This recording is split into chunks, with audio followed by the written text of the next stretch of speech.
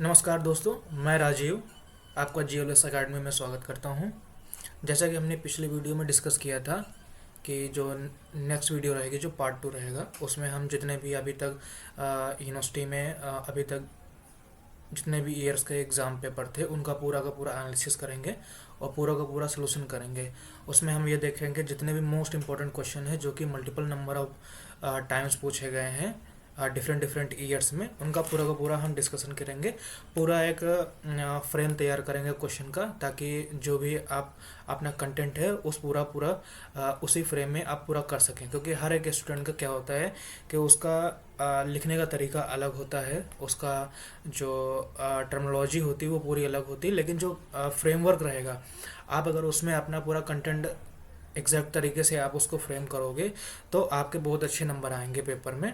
और ये अभी तक का मतलब रिकॉर्ड रहा है कि जितने भी प्रीवियस ईयर के क्वेश्चन हैं वो हर बार कुछ ना कुछ किसी ना किसी डिफरेंट डिफरेंट ईयर्स में रिपीट हुए हैं। ठीक है, तो चलिए बेसिकली स्टार्ट करते हैं विदाउट एनी डिले। तो स्टार्ट करते हैं। जैसे कि हम देख पा रहे थे जो हमारा जूरिस्प्रूडेंस का सिलेबस था, उसमें जो हमारे डिफरेंट डिफरेंट टॉपिक्स थे, जैसे इंट्रोडक्शन में आपका डिफिनेशन, नेचुरल स्कोप हो गया, importance of study of jurisprudence हो गया।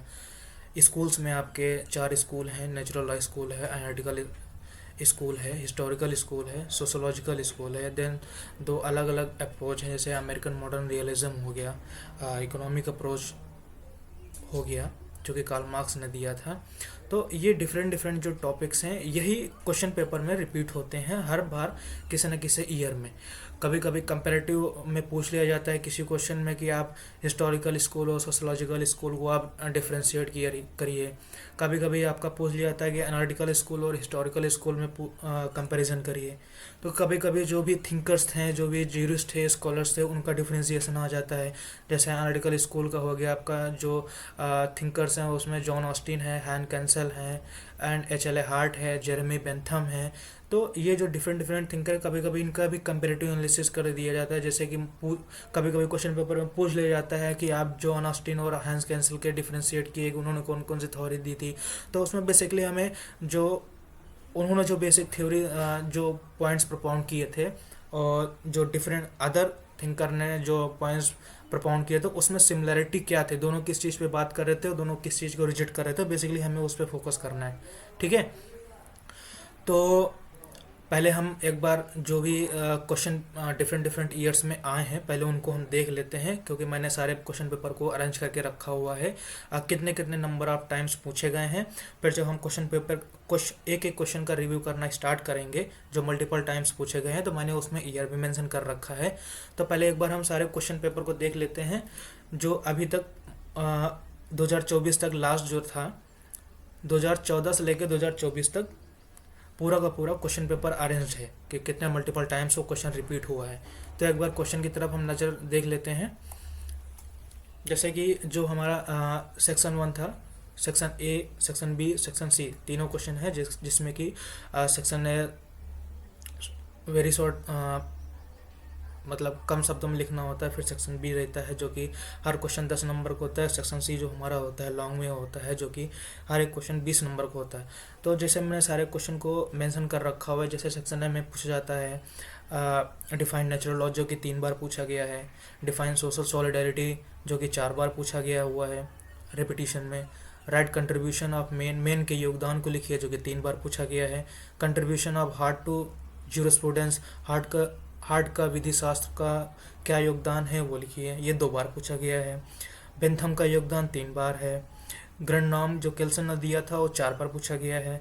तो ये डिफरेंट डिफरेंट क्वेश्चन है जो कि रिपीट हुए हैं। सेक्शन बी में जो रिपीट हुए हैं सबसे मैक्सिमम टाइम में बेसिकली रिपीटिशन 3-2-3-2 ऐसे करके, जैसे रॉक्सपॉन्ड सोशल इंजीनियरिंग, सामाजिक अभियांत्रिक पर टिप्पणी कीजिए। ठीक है, law is the command of sovereign जो कि ऑस्टिन ने दिया था, वो विधि संप्रभु का आदेश है, उस पर टिप्पणी कीजिए, 2 बार पूछा गया है। वोल्क जीस थ्योरी जो वॉन सैगविन ने दी थी, लोक चेतना का सिद्धांत को समझाइए, वो 3 बार पूछा गया हुआ है। जैसा कि मैंने पहले बताया कि differentiate between Austin and cancel, एक ही स्कूल के 2 थिंकर को कंपैरेटिव एनालिसिस में पूछ लिया जाता है कि तुलनात्मक उनका अध्ययन कीजिए। ठीक है, फिर लियोन डिगुड की जो सोशल सॉलिडरिटी थी, उसको भी 3 बार पूछा गया हुआ है। ठीक है, जैसे सोशोलॉजिकल स्कूल के फीचर पूछ लिया गया है। Jurisprudence is the I of law, ये भी पूछा गया है कई बार, 3 बार पूछा गया हुआ है। सेक्शन सी में जो सबसे ज़्यादा मैक्सिमम जो रिपीटिशन हुआ है क्वेश्चन का, वो एक क्वेश्चन सबसे मोस्ट इंपॉर्टेंट पूछा गया है, जो फाउंडेशन है सब्जेक्ट का, जो जूरिस्प्रूडेंस का, विधि शास्त्र का, वही सबसे मैक्सिमम टाइम पूछा गया है। जैसे कि definition, nature and scope of jurisprudence पूछा गया है, सबसे मैक्सिमम टाइम पूछा गया हुआ है। देन उसके बाद जो सेकंड नंबर पे है केल्सन प्योर थ्योरी ऑफ लॉ, जो ग्रुंडम की थ्योरी थी, वो केल्सन की प्योर थ्योरी ऑफ लॉ काफ़ी बार पूछा गया है। देन रियलिस्ट मूवमेंट अमेरिकन, ये पूछा गया है, 5 बार पूछा गया है। ये भी पिछले 2024 में भी ये जूरिस्प्रूडेंस के पेपर में आया हुआ था, रियलिस्ट का आया था। ऑस्टिन की थ्योरी है, सोशल इंजीनियर रॉक्सपाउंड ने जो दिया था, वो 5 बार पूछा गया है। Natural law, history of principal natural law school का पूरा पूछा गया था, वो 4 बार पूछा गया है। सैवगनिक वोक्सजिस थ्योरी जो है वो 4 बार पूछी गई है। हेनरी मेन का जो उनका जो उन्होंने जो थ्योरी प्रपोन की थी स्टेटस टू कॉन्ट्रैक्ट, वो 3 बार पूछा गया है। और जो कंपेरेटिव एनालिसिस स्कूल का कभी भी पूछ लिया जाता है, वो सेक्शन सी में एक बार पूछा गया था, analytical skill feature versus historical schools का आप तुलनात्मक अंतर कीजिए। तो ये सारे क्वेश्चन हैं जो कि हमारे क्वेश्चन पेपर में हर साल कोई ना कोई रिपीट होता है। तो इस ईयर भी जो अभी 29 जनवरी से स्टार्ट होने वाले हैं। हाँ, एक और चीज़ मैं आपको बता देता हूँ, अभी जो एग्ज़ाम पेपर CCS का जो एग्ज़ाम टाइम टेबल है वो रिफ्रेश हुआ है। मेरे ख्याल से एक एक दिन का गैप मिला, जैसे 29 फरवरी, पहले कोई गैप नहीं था, तो अभी गैप है। जैसे 29 जनवरी हो गया, देन उसके बाद 31 जनवरी है, देन उसके बाद फेब में आपका पेपर है। तो अब जो सबसे लास्ट पेपर है वो आपका 6 फरवरी को है। पहले जो ये लास्ट पेपर था वो आपका 4 फरवरी को था। तो अभी एक बार फिर से टाइम टेबल जो है वो रिवाइज हो गया पूरा का पूरा। तो एक बार हम पूरा जो ये हमारा जो पेपर का है, पेपर का पैटर्न पूरा समझ लेते हैं कि पेपर हमारा कैसे कैसे होता है। ठीक है, तो जो क्वेश्चन पेपर का जो फॉर्मेट होता है वो हमारा 3 सेक्शंस में होता है।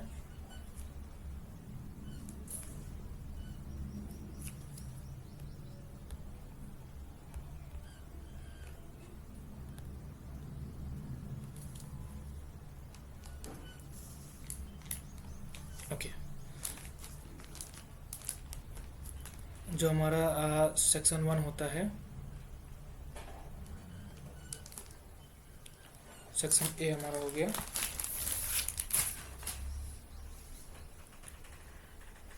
देन उसके बाद हमारा आता है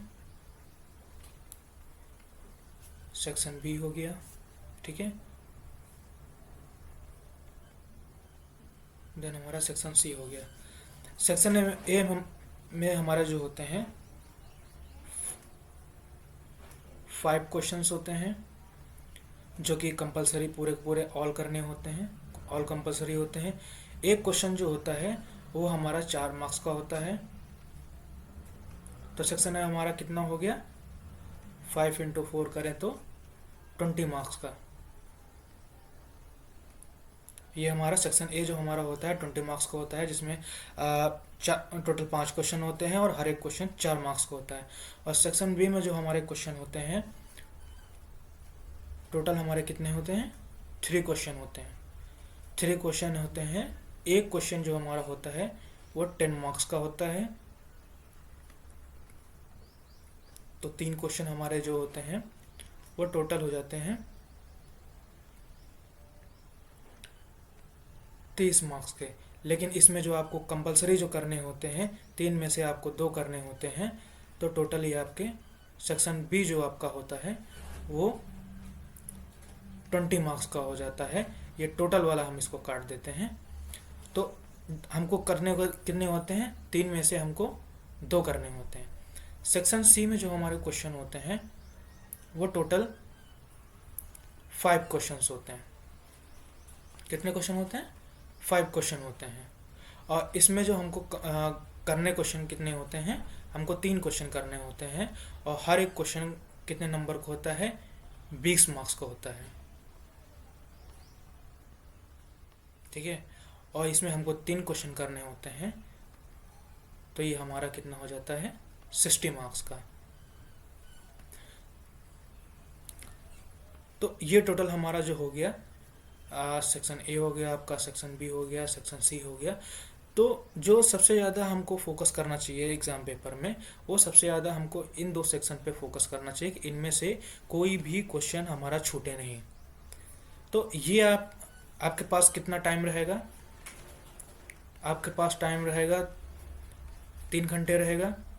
3 घंटे में आपको ये ऊपर जो क्वेश्चन पेपर रहेगा पूरा का पूरा आपको फ्रेम करके पूरा कंप्लीट करना रहेगा।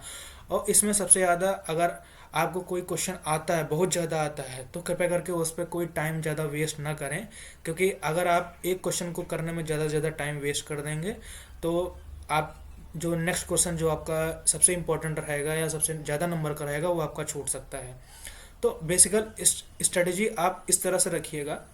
जो सेक्शन ए के क्वेश्चन हैं,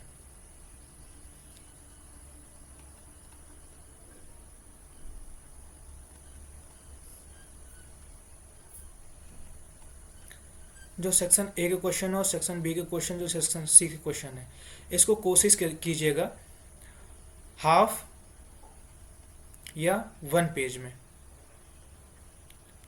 ठीक है, अगर आप परफेक्टली कंटेंट पूरा हाफ पेज में कंप्लीट कर देना तो वेल एंड गुड। अगर आप उसको एक्सपैंड, अगर आपको अच्छे से आ रहा है, अगर 1 पेज में भी चला जा रहा है तो भी वेल एंड गुड। इससे ज़्यादा आप एक्सटेंड ना करें सेक्शन ए का जो भी क्वेश्चन है। एनी हाउ हाफ पेज हो गया, डन। आपको लगता है उसके आगे नहीं आ रहा तो वहीं पर आप लीव कर दीजिए और दूसरा क्वेश्चन सेक्शन ए का स्टार्ट कर दीजिए। और सेक्शन बी का जो जो पेपर रहेगा उसको आप मैक्सिमम 3 पेज से ज़्यादा उसको एक्सटेंड ना कीजिए, क्योंकि आपके पास लिमिटेड जो नंबर ऑफ सीट के जो क्वेश्चन जो आंसर सीट के जो पेजेस होते हैं वो 28 पेजेस की होती है आंसर सीट। तो ये आपको पेजेस का ध्यान रखना है कि आपको इसी 28 पेजेस में आपको पूरा का पूरा फिलअप करना है। कोई भी एक्स्ट्रा सीट आपको नहीं मिलेगी। इस उसमें ना रहिएगा कि कोई भी आपको एक्स्ट्रा सीट या बी कॉपी आपको मिलेगी। आपको पूरा का पूरा एक ही सीट में करना रहेगा। आप कैसे भी करके सारे सेक्शन के जो क्वेश्चन है वो आपको एक ही कॉपी में फ्रेम करने रहेंगे। और जो सेक्शन सी का आप मान के चलिए कि इसको आप 5 to 6 पेज में एक्सटेंड, इससे ज़्यादा एक्सटेंड ना कीजिए। अगर आपको आ रहा है कंटेंट, अच्छे से फ्रेम कर पा रहे हैं तो उसको एक्सटेंड कीजिए, नहीं तो उसको मत कीजिए। क्योंकि अगर आप नंबर ऑफ पेजेस मिनिमम अगर कुछ नहीं करके आते हैं तो फिर उसमें आपके चांसेस रहते हैं कि नंबर जो रहते हैं वो आपके रिड्यूस हो सकते हैं। तो कोशिश कीजिएगा कि ये जो मिनिमम रिक्वायरमेंट है ये वाला, इसको आप पूरा फुलफ़िल करें तो आपके नंबर अच्छे से अच्छे आ जाएंगे। ठीक है, तो फिर अब हम स्टार्ट करते हैं जो हमारा क्वेश्चन पेपर का जो पूरा जो सेक्शन ए बी सी है उसके पूरे क्वेश्चन का हम एनालिसिस करते हैं। तो जो सेक्शन ए का पार्ट है उसको हम सबसे लास्ट में करेंगे, क्योंकि जब हम सेक्शन सी और बी के क्वेश्चन कवर कर लेंगे तो सेक्शन ए वाला पूरा का पूरा ऑटोमेटिकली उसे में कवर रहेगा। जैसे कि इसमें आपका नेचुरल लॉ हो गया, वो आपको डिफाइन करना रहेगा, सोशल सॉलिडारिटी हो गया आपका। तो ये सब अभी हम सब लास्ट में डिस्कस करेंगे। ठीक है, तो सबसे पहले हम सेक्शन सी से स्टार्ट करते हैं। सेक्शन सी का जो सबसे पहला क्वेश्चन है, nature and scope of jurisprudence, ये आपका किस किस ईयर में पूछा गया हुआ है? ये आपका 6 बार रिपीटिशन हुआ है पेपर का, 2014 में, 16 में, 17 में, 18 में, 19 में, 23 में। तो आप देख पा रहे हैं कितने नंबर ऑफ टाइम्स और नंबर्स ऑफ ईयर्स में ये आपका पूछा गया हुआ है। ठीक है, तो इसमें बेसिकली आपको क्या करना है, जैसे अगर ये आपका क्वेश्चन ये आता है, अगर सेक्शन सी में आपका ये आ जाता है तो आपको जो हेडिंग्स रहेंगी वो आपको सबसे पहले आपको नेचर डिफाइन करना रहेगा। ठीक है, ये आपका जो सब हेडिंग्स हैं वो मैं आपको पूरा एक स्ट्रक्चर फ्रेम करके बता रहा हूँ कैसे कैसे आपको इसको करना रहेगा। देन आपको इसमें स्कोप बताना रहेगा कि ज्यूरिस्प्रूडेंस का स्कोप क्या है, क्योंकि जो क्वेश्चन में पूछा गया है वही पर्टिकुलर आप पूरा का पूरा बताएंगे। ठीक है, डेफिनेशन में आप जैसे उसको अगर हम डेफिनेशन की बात करें तो डेफिनेशन आप डिफाइन कर दीजिएगा कि लैटिन वर्ड से पूरा लिया गया हुआ है। ठीक है, लैटिन वर्ड से डिफाइन किया हुआ है, जिसको इसको ब्रेक करते हैं तो ज्यूरिस प्लस प्रूडेंसिया। ओके,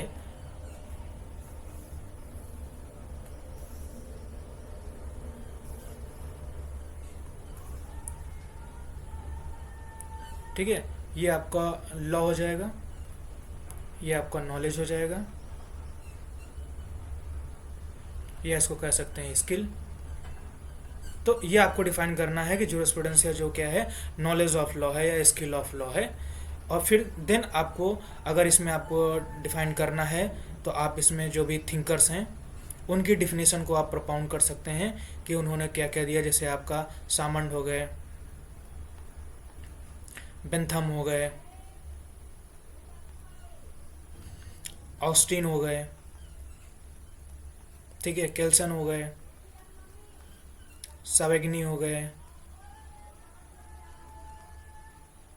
तो कुछ 4-5 जो थिंकर्स हैं उनकी डिफिनेशन को आप पूरा मेंशन कर देंगे कि उन्होंने क्या क्या कहा है।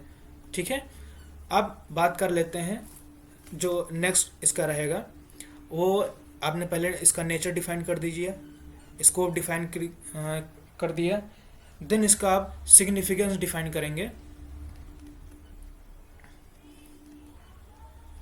अभी हम कुछ इनके पॉइंट्स देख लेंगे, नेचर और स्कोप और सिग्निफिकेंस में आपको क्या क्या लिखना रहेगा, देन ये सारी चीज़ें रहेंगी। ठीक है, अब जैसे नेचर में हम बात कर लेते हैं तो नेचर क्या है, जूरिस्प्रूडेंस का नेचर क्या है। तो सबसे पहले तो इसका आ जाता है ये सभी सब्जेक्ट से पूरा कंप्लीटली डिफरेंट है। नेचर में अगर हम मान के चलते हैं, ये सबसे पहले क्या है, नेचर में कंप्लीटली डिफरेंट है, डिफरेंट फ्रॉम ऑल सब्जेक्ट, मतलब पूरा अलग विषयों से पूरा का पूरा भिन्न है।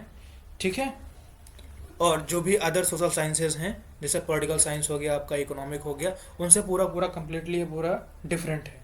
ठीक है, और नेचर में क्या और दूसरा ले सकते हैं कि ये कोडिफाइड नहीं है। ठीक है,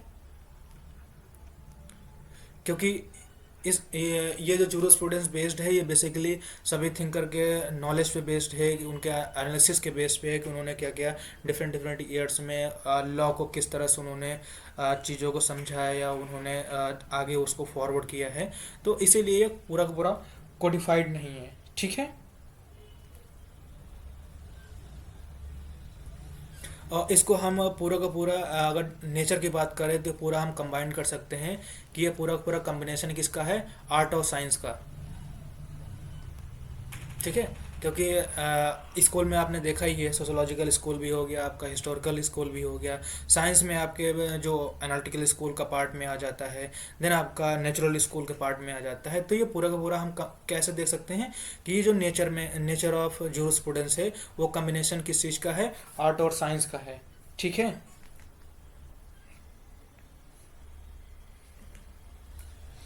और नेक्स्ट इसमें हम अगर नेचर की बात करें तो इसमें ये बता सकते हैं कि नेचर जो बेसिकली स्टडी किसकी होती है, फंडामेंटल प्रिंसिपल्स की होती है।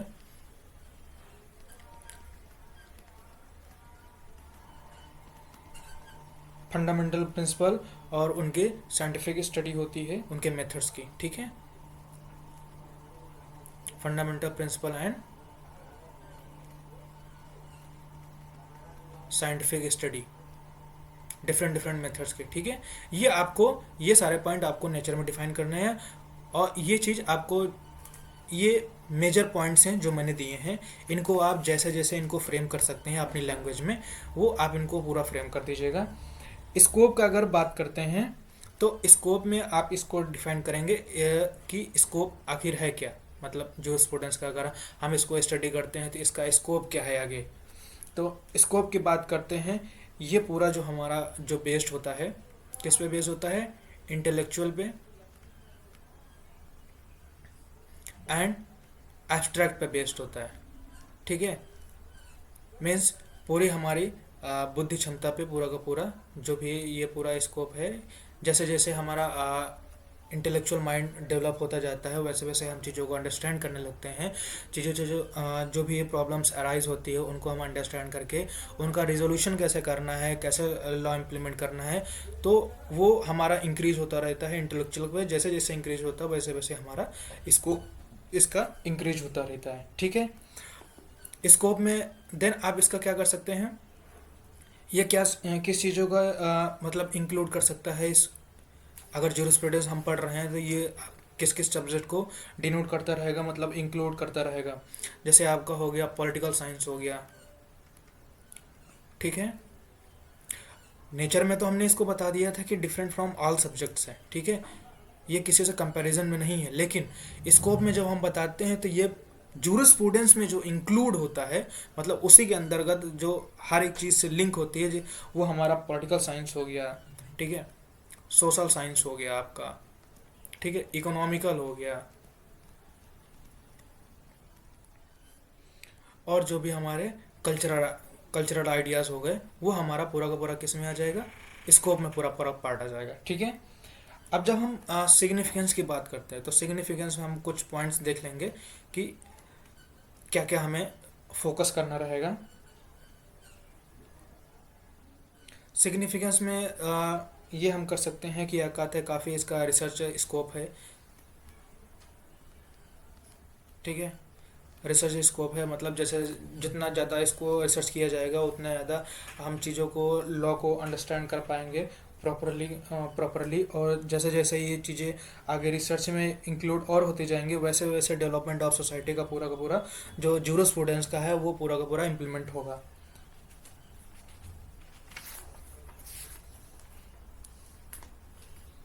ठीक है, देन रिसर्च स्कोप आपका हो गया, फिर सिग्निफिकेंस में आपका क्या हो जाएगा, लॉजिकल एनालिसिस हो जाएगा।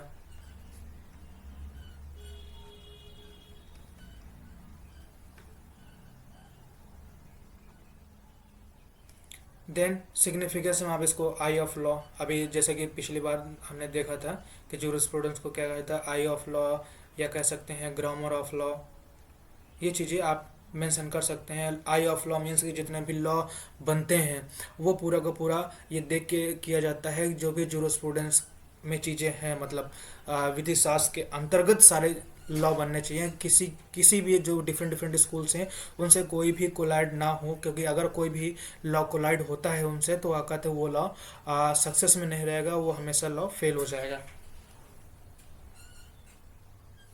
ठीक है, और इसमें किस सिग्निफिकेंस में क्या कर सकते हैं, जो भी लॉयर होते हैं, ठीक है, उनको हेल्प करता है उनकी लॉ प्रैक्टिस में कि वो डिफरेंट डिफरेंट लॉ को कैसे इंटरप्रेट करें। Lawyer to help in practice of law, ठीक है, ये जूरिस्प्रूडेंस उनको लॉयर को भी हेल्प करता है कि तो कैसे कैसे डिफरेंट जो लॉज हैं उनको इंटरप्रेटेट करें।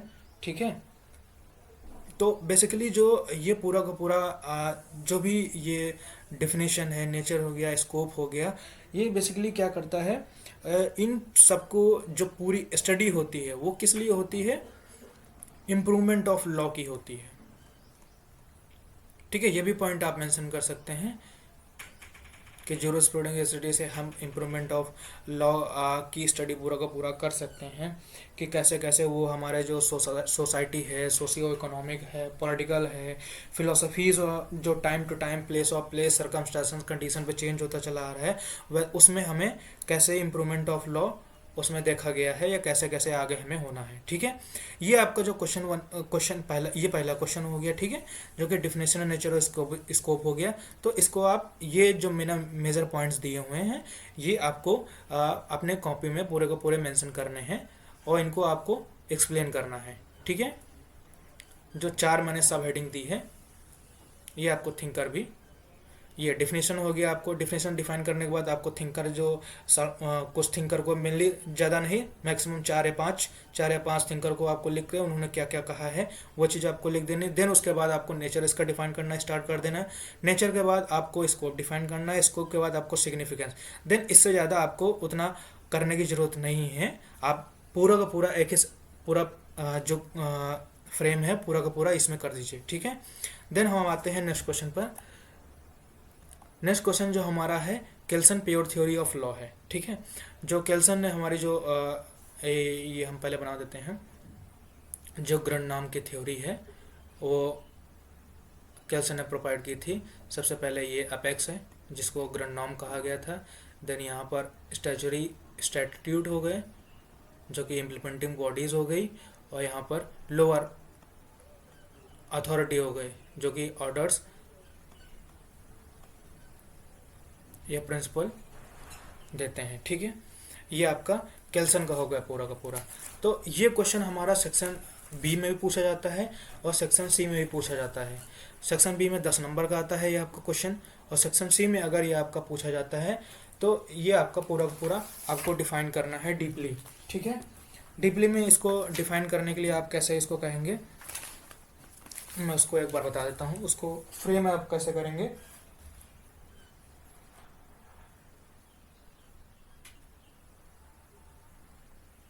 ठीक है। तो जब आप उसको फ्रेम करेंगे तो सबसे पहले अगर आपको मेंशन करना है तो थोड़ा बहुत आप अबाउट केल्सन मेंशन कर सकते हैं। अबाउट केल्सन हो गया कि उनका मतलब स्कूल क्या था, उनका जो बर्थ था वो कहाँ से थे, जैसे स्कूलिंग उनका स्कूल जो उनका था वियन्ना स्कूल्स था।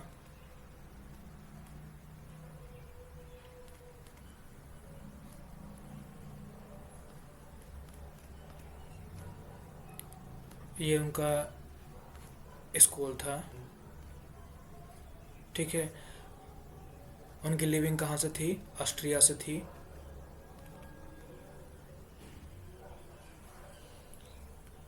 ठीक है, और उन्होंने कौन सा सिद्धांत का दिया था, उन्होंने दिया था प्योर थ्योरी ऑफ लॉ।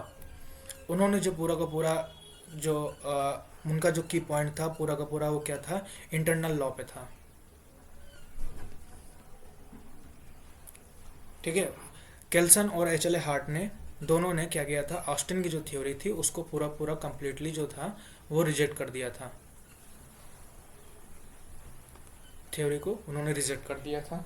ठीक है, अब इन्होंने इनकी जो प्योर थ्योरी ऑफ लॉ है वो 3 पार्ट में बेसिकली अगर उसको हम करें तो इसमें जैसे कि आ जाता है रिलीजियस आता है। ठीक है, और इनका जो लॉ रहती है पूरा का पूरा मोराटी बेस भी है।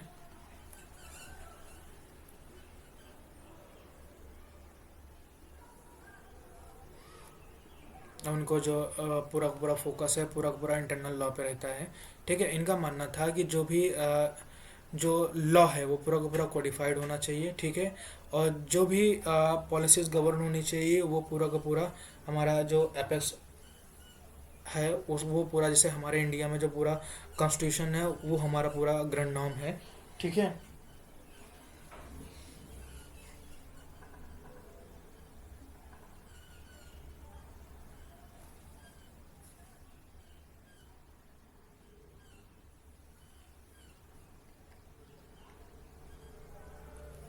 फिर जो इन्होंने प्योर थ्योरी ऑफ लॉ में पूरा का पूरा इन्होंने कहा था कि जो पब्लिक और प्राइवेट इंटरेस्ट हो गए। ठीक है,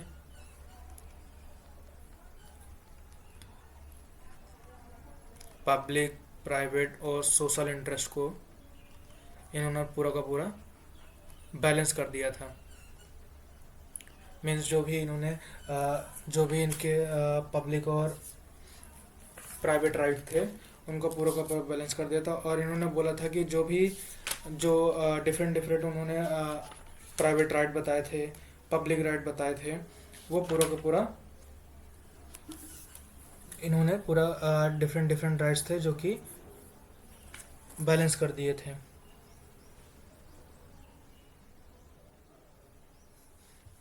और इन्होंने प्योर थ्योरी ऑफ लॉ को इस प्रकार इन्होंने बताया था कि जो इन्होंने बोला था कि ये जो थ्योरी है ये पूरा का पूरा फ्री रहेगी।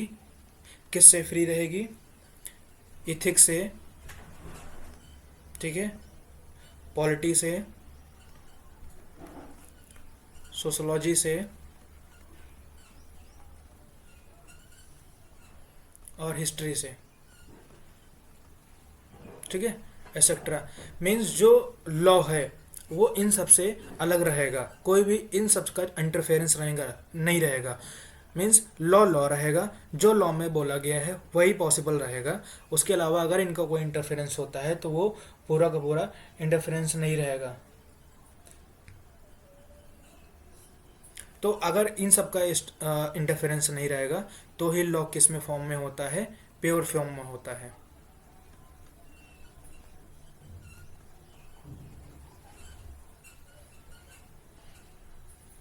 ठीक है।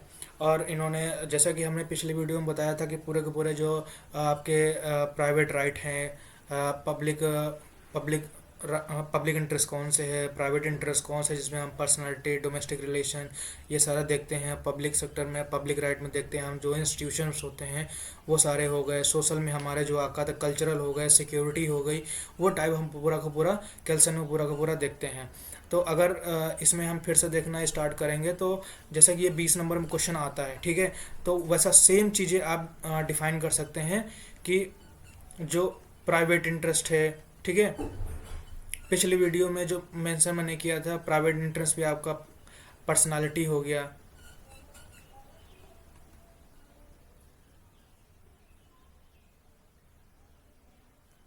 ठीक है, पर्सनालिटी इंटरेस्ट में आपके जैसे मानो के चलिए फिजिकल हो गया, ये सारी चीज़ें उसमें पूरा का पूरा मेंशन था। फिर देन उसके बाद आपका पब्लिक इंटरेस्ट आता है।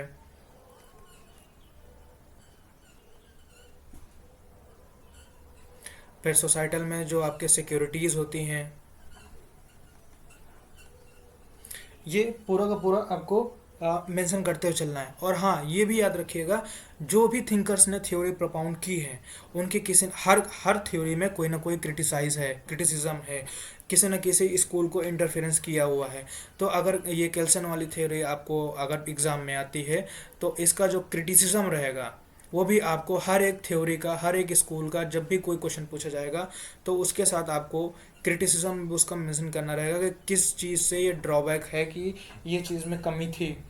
तो उन्होंने जैसे केल्सन की जो प्योर थ्योरी ऑफ लॉ थी उसमें जो उन्होंने फेलियर हो गए थे उसको डिफाइन करने में, सोर्स ऑफ मतलब जो ग्रंड नाम का सोर्स रहेगा वो क्या रहेगा, सोर्स ऑफ ग्रंड नाम, ठीक है। नेचुरल लॉ को इग्नोर कर दिया था, नेचुरल लॉ को इग्नोर कर दिया था। और सोसाइटी पे फोकस नहीं थे, not focused on society. Mean sociological school को पूरा का पूरा इन्होंने इग्नोर कर दिया था। इन्होंने बोला था कि जो लॉ है वही सुप्रीम है, और जो अपेक्स, जैसा कि इन्होंने ग्रंड नाम बोला कि जो भी अपेक्स रहेगा, जो वो लॉ बनाएगा वही पूरा का पूरा फॉलो होगा, उसमें कोई भी इंटरफेरेंस चीज़ों को नहीं होगा। जैसे हिस्टोरिकल स्कूल को उन्होंने अलग कर दिया, सोशोलॉजिकल स्कूल को उन्होंने अलग कर दिया था। देन उन्होंने जो रियलिज्म का था, जो जजमेंट लॉ था, उसको भी पूरा का पूरा कंसेप्ट को उन्होंने इग्नोर कर दिया था।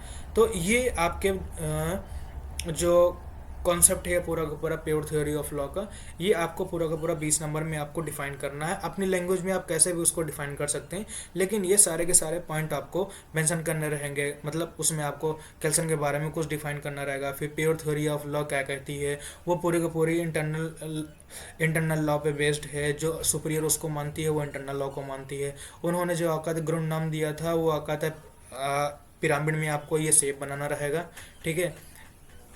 ये पूरा का पूरा आपको शेप बनाना रहेगा पिरामिड का, जिसमें आपको 3 सेक्शन में डिवाइड करके सबसे पहला अपेक्स अथॉरिटी रखना पड़ेगा, ठीक है, जो कि सुपीरियर पूरा रहेगा। फिर उसमें असिस्ट्यूट रहेंगे जो उसको फॉलो करेंगे या इंस्ट्रक्शन देंगे, देन उसके बाद जो लास्ट में आएगा लोअर अथॉरिटी आएगा, जो कि आकात है फर्दर उसको आकात है ऑर्डर और इम्प्लीमेंटेशन के द्वारा सोसाइटी में उसको ट्रांसफर करेंगे, ठीक है।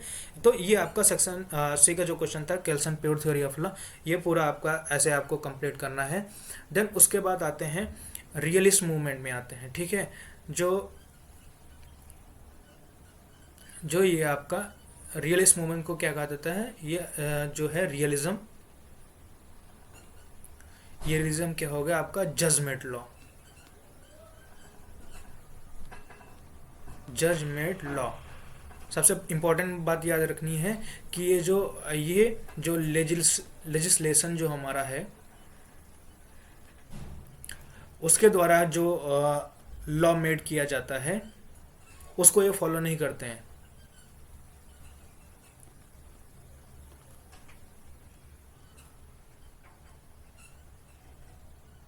ठीक है, बेसिकली इनका जो पूरी पूरी इनका प्योर था कि जो भी जज मेड लॉ रहेंगे वही का द बेस्ट हैं, क्योंकि वो डिफरेंट डिफरेंट जो केसेस होते हैं उनके इंटरप्रिटेशन को, इंस्टीट्यूट को इंटरप्रेट करने के बाद ही वो सोसाइटी में इम्प्लीमेंट होते हैं। और ये किसका कम्बिनेशन है आपका,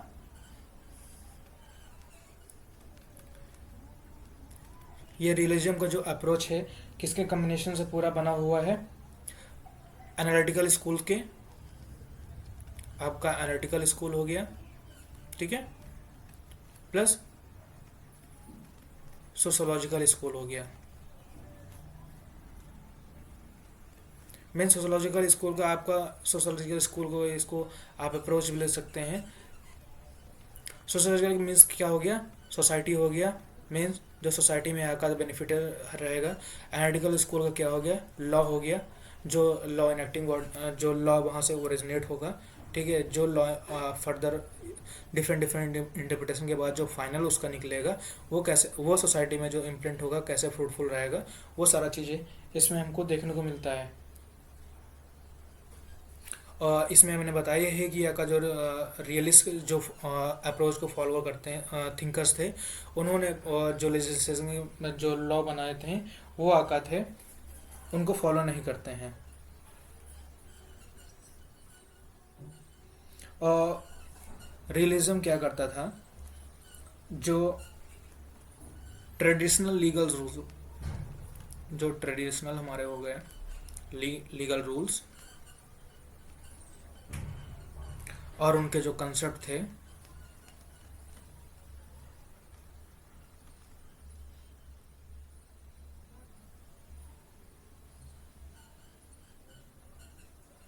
तो उनसे ज़्यादा इम्पोर्टेंस किसको देते थे जो कोर्ट्स में आका थे,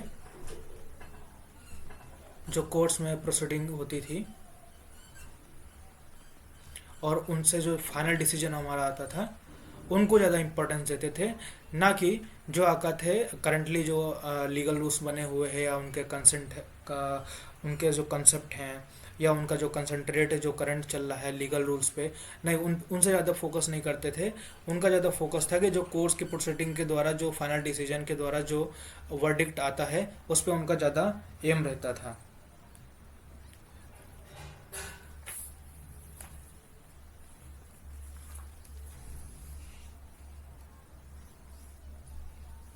और जो इसके जो मेन हमको थिंकर जो जाने जाते हैं वो उनका नाम है जो अमेरिकन जीरोस्प्रूडेंस जिन्होंने दिया था,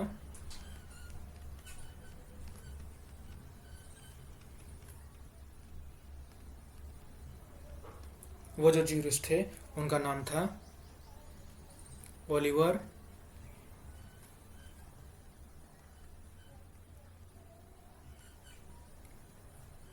वेंडल होम्स। बेसिकली इन्होंने बैडमैन की थ्योरी भी दी थी।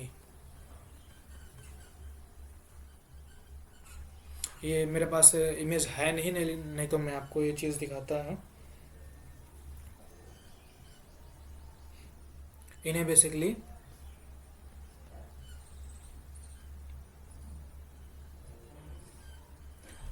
किस लिए जाना जाता था, इंटेलेक्चुअल इंस्पिरेशन और फादर किसके, अमेरिकन रियलिज्म के, father of American realist movement.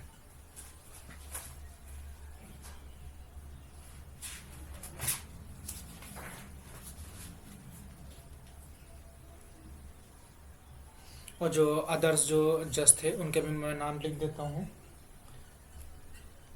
जैसे जॉन चिपमैन ग्रे हो गए,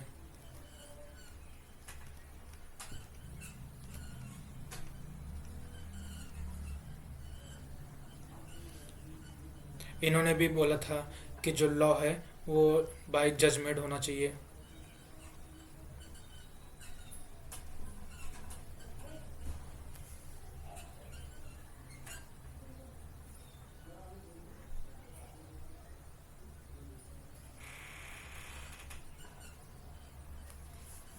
जो ये हमारा जो रियलिस्ट अप्रोच है, ये भी हमारा जो किस पे प्रिंसिपल पे फॉलो करता है, एज इट इज। मीन्स जो भी डिसीजन कोई प्रोसीडिंग कोर्ट प्रोसीडिंग के बाद आया, वो जैसा है वैसा ही इम्प्लीमेंट होगा, उसके अलावा उसमें कोई भी चेंजेस नहीं होंगे,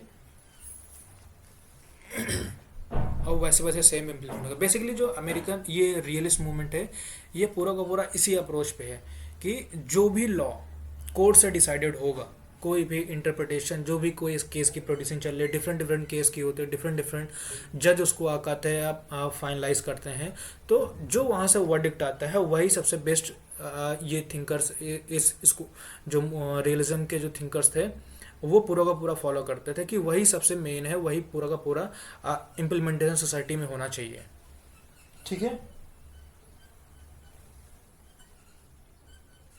देन हम इसके बाद जो नेक्स्ट क्वेश्चन रहता है, वो हमारा ऑस्टिन के थ्योरी हो गया।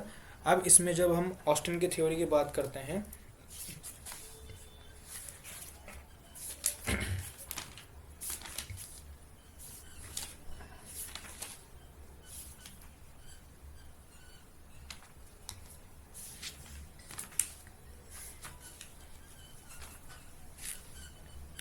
तो ऑस्टिन ने जो एक मिनट, हाँ, जॉन ऑस्टिन, ठीक है। जब ये क्वेश्चन आपका 20 नंबर में आता है, ठीक है, तो अगर आप इनके कुछ इंट्रोडक्शन के बारे में अगर लिखना चाहते हैं, तो इंट्रोडक्शन के बारे में इनका लिख सकते हैं। वो मैं पूरा का पूरा इंट्रोडक्शन इनका बता देता हूँ, ठीक है। ये सबसे पहले जो क्या कहा जाता है इनको, फादर ऑफ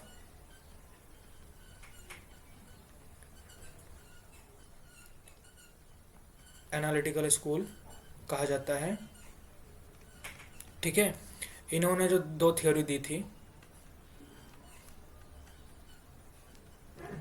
तो कभी एग्जाम में अगर पूछा जाता है तो उससे कभी कंफ्यूज मत होइएगा।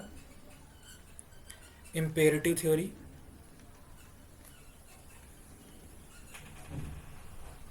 And positivism, means positive law.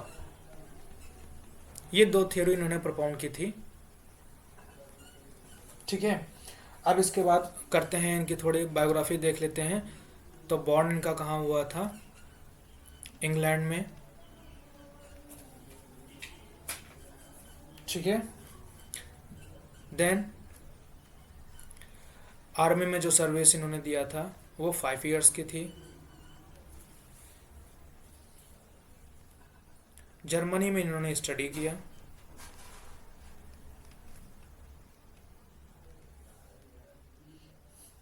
और देन जब जर्मनी में ये स्टडी कर रहे थे, तब उन्होंने देखा कि जो जर्मनी के पीपल हैं, जर्मनी के जो पीपल्स थे, वो जो ऑर्डर्स थे, जर्मनी के पीपल हो गए, देन वहाँ के जो ऑर्डर्स थे वो बहुत अच्छे से ओबे कर रहे थे, मतलब फॉलो कर रहे थे।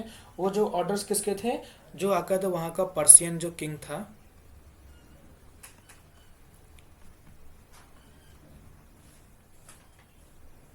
जो पर्सियन जो किंग था फेडरिक, उसके जो ऑर्डर्स थे वो जर्मनी के पीपल बहुत अच्छे से ओबे कर रहे थे। तो उन्होंने वहाँ पर ये स्टडी पूरा का पूरा लॉ का वहाँ जो फॉलो करते हुए देखा, तो फिर वहाँ से उन्होंने ये चीज़ देखा, और प्लस उनका जो एक्सपीरियंस आर्मी में था, तो वहाँ पर आर्मी में आप जानते हैं कि फोर्सेस में जो भी डिसिप्लिन रहता है काफ़ी ज़्यादा स्ट्रिक्ट रहता है। जो डिसिप्लिन आपका रहता है स्ट्रिक्ट रहता है, जो ऑर्डर्स होता है उसको मस्ट फॉलो करना होता है। अगर आप ऑर्डर फॉलो नहीं करते हैं तो फिर उसके स्ट्रिक्ट पनिशमेंट भी होती हैं। तो इन सब के जो एनालिसिस थे, उनका कंसेप्ट को कंबाइन करने के बाद, तो उन्होंने ये जो फिलॉसफी ऑफ पॉजिटिव लॉ की इन्होंने जो थ्योरी दी थी, command of sovereign,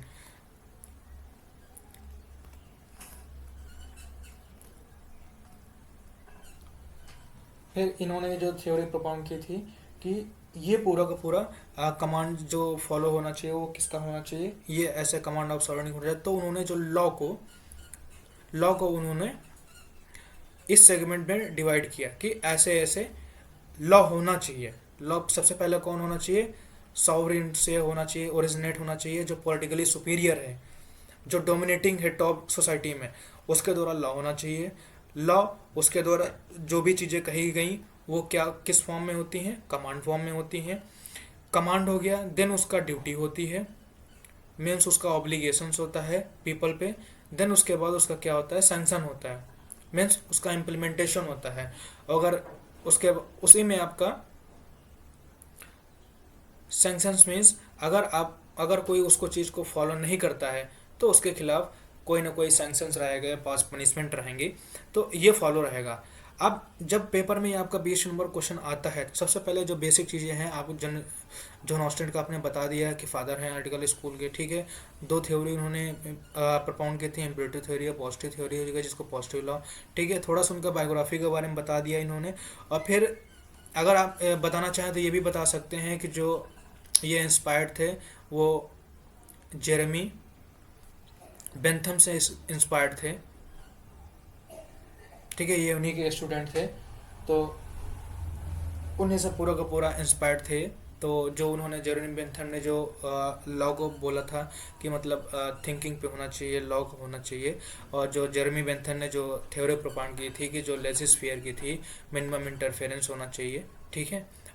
pen and pleasure जो उनकी थ्योरी थी उस पर पूरा का पूरा उससे इंस्पायर्ड होकर फिर उसको फर्दर इन्होंने इन्हांस किया। तो उन्होंने लॉ को किस फॉर्म में डिवाइड कर दिया, सॉवरेन, कमांड, ड्यूटी और सैंक्शन।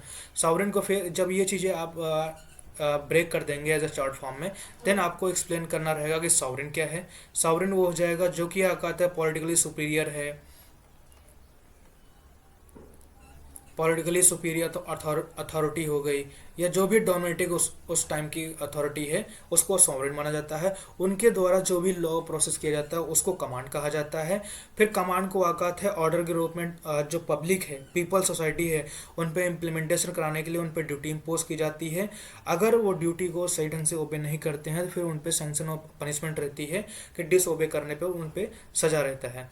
फिर इन्होंने इनका ये भी मानना था कि जो लॉ है, ठीक है, जो लॉ है वो पॉजिटिव फॉर्म में रहेगा,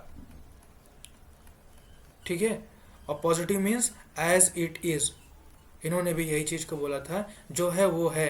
अगर कोई भी लॉ सोसाइटी में सही नहीं है या गुड उस पर फेथ में नहीं है तो उसको बोला जाता था कि ये एक उसका एक फैक्टर है, ना कि इससे कि इसकी वजह से पूरा का पूरा जो लॉ है उसको हम गलत कह सकते हैं। वो उसका एक मीज़र बताते थे कि जो निगेटिव है वो पूरा का पूरा एक पॉजिटिव का ही पूरा का पूरा एक छोटा सा माइनर पार्ट है। तो उस पर वो ज़्यादा जोर नहीं देते थे, वो पूरा का पूरा सिर्फ लॉ पे गवर्न करते थे कि क्या कहते हैं, लॉ है, ड्यूटी है, अगर उसको फॉलो नहीं किए तो फिर पनिशमेंट है, सैंक्शन है, ठीक है। अब इनकी बात करें तो जो क्रिटिसिज्म है ऑस्टिन के, वो उसकी हम बात कर लेते हैं।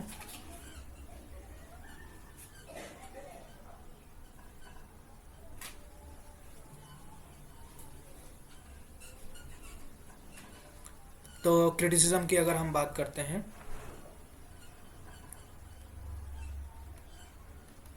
ठीक है, सबसे पहले तो इन्होंने जो नेचुरल लॉ स्कूल था उसको रिजेक्ट कर दिया। उसको इन्होंने बोला कि अनरीजनेबल है, जो कि मोरालिटी उससे कोई मतलब नहीं है, उससे मोरालिटी जो मोरल थिंकिंग है उससे लॉ का तो पूरा इम्बैलेंस हो जाता है, ठीक है। हिस्टोरिकल स्कूल को इन्होंने कोई कंसेप्ट नहीं दिया। इन्होंने बोला हिस्टोरिकल स्कूल को भी इन्होंने कोई कंसेप्ट नहीं दिया। इन्होंने बोला कि जो आकत है कमांड पर्टिकुलर सुपीरियर जो सॉवरेन है वही पूरा कमांड देता है वही फॉलो होगा। सोशोलॉजिकल इन्होंने सोसाइटी को भी कोई सोशोलॉजिकल भी कोई इम्पैक्ट इन्होंने दे दिया कि सोसाइटी में अगर फ्रूटफुल है कि नहीं है, तो उसको भी इन्होंने कोई फैक्टर इम्पैक्ट नहीं किए। तो ये सारी चीज़ें आपको अगर 20 मार्क्स में ये पूरा का पूरा आता है तो अगर ये सारी चीज़ें आप उसमें मेंशन करते हैं तो ये पूरा का पूरा आपका आप इसको फ्रेम करना रहेगा, ठीक है। चलिए नेक्स्ट टॉपिक की बात करते हैं।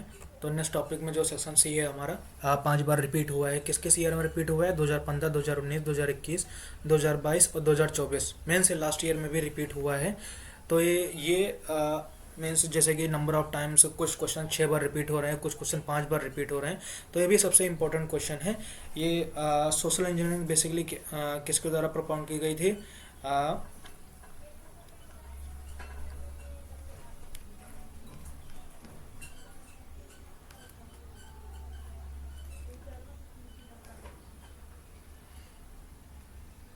रॉक्सपाउंड ने क्या कौन सी थ्योरी propound की थी?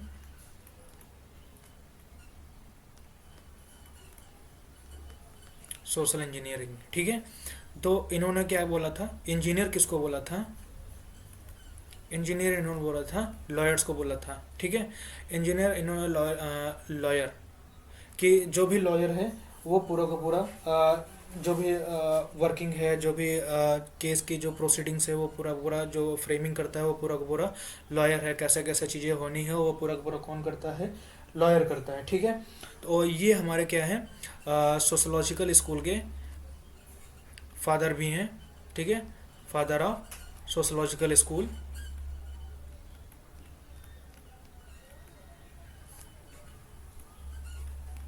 ठीक है, अब इनकी थ्योरी की अगर हम बात करते हैं तो थ्योरी में इन्होंने जो पहले मैंने बताया है, ठीक है, तो मैं उसको एक बार चार्ट के रूप में इसको पूरा बना देता हूँ। थ्योरी जो थी इन्होंने जो propound की थी उसमें इन्होंने 3 सेगमेंट में बांटा था। ठीक है, प्राइवेट इंटरेस्ट,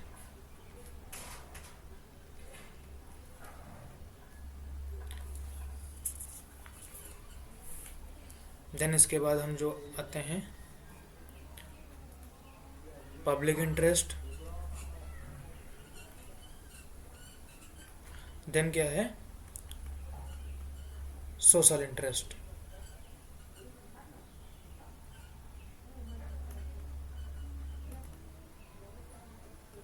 बेसिकली जो रॉक्सपाउंड की जो थ्योरी थी वो किस पे आका थे बेस थी? वो पूरी की पूरी बेस थी किस पे?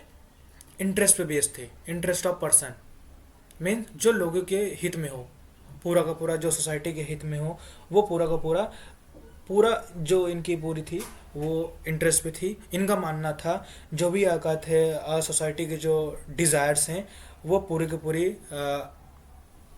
जो ह्यूमन बीइंग की पूरी डिजायर्स हैं वो पूरी की पूरी फुलफिल नहीं की जा सकती है। तो उन्होंने कुछ पर्टिकुलर जो इंटरेस्ट थे उनको डिफाइन किया जाता है कि जो यही सारे इंटरेस्ट हैं जो कि फुलफिल किए जा सकते हैं।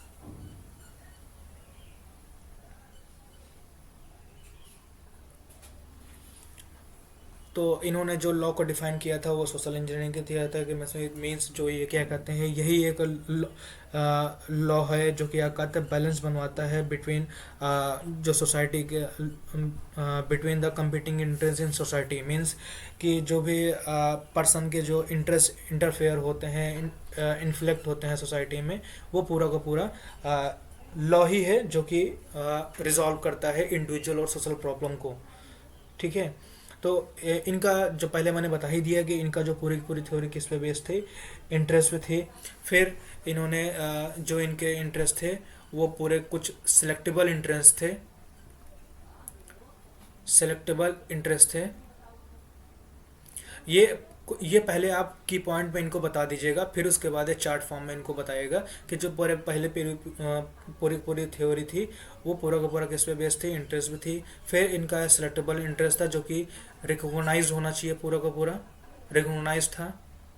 ठीक है, फिर इन्होंने लिमिट उस जो भी इंटरेस्ट था उस पर लिमिट, इनका मानना था कि आकात है लिमिट होनी चाहिए थी, लिमिट टू बी सिलेक्टेड।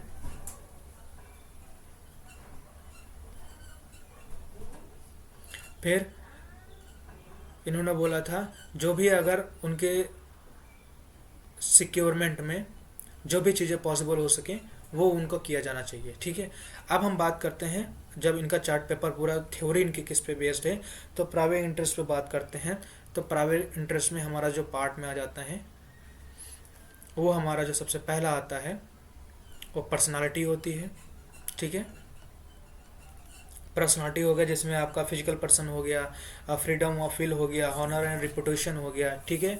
आपकी प्राइवेसी हो गई, एक पर्सनल एक फिजिकल के उसमें अगर देखें तो। फिर देन इसके बाद प्राइवेट इंटरेस्ट में आपका कौन सा है, डोमेस्टिक रिलेशन हो गया आपका, ठीक है।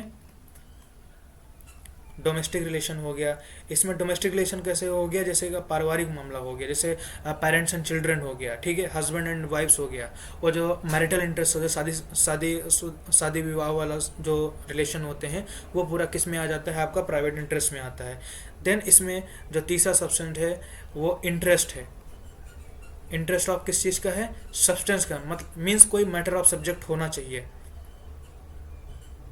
Matter of substance in the sense कि आपका जैसे मान के चलिए अगर इसमें देखा जाए तो प्रॉपर्टी हो सकता है, ठीक है, इंटरेस्ट ऑफ प्रॉपर्टी हो गया आपका, ठीक है। आपका कोई टेस्टामेंट्री सब्जेक्ट है, कोई विल है, उसमें आपका ये हो जाएगा इंटरेस्ट, ठीक है। फिर कोई इंडस्ट्रियल कॉन्ट्रैक्ट है, इंडस्ट्रियल आपका कॉन्ट्रैक्ट हो गया, वो पूरा इसमें काउंट हो जाएगा। फिर कोई अगर एम्प्लॉयमेंट के ऊपर बात आती है तो एम्प्लॉयमेंट भी आपका ये क्या कहते हैं, प्राइवेट इंटरेस्ट में आपका काउंट हो जाएगा, ठीक है। देन अब बात करते हैं पब्लिक इंटरेस्ट की। तो पब्लिक इंटरेस्ट में ये रहेगा, पब्लिक इंटरेस्ट को अगर हम दो भागों में डिवाइड कर दें, ज्यूरिस्टिक पर्सन और नेचुरल पर्सन। ज्यूरिस्टिक पर्सन और नेचुरल पर्सन।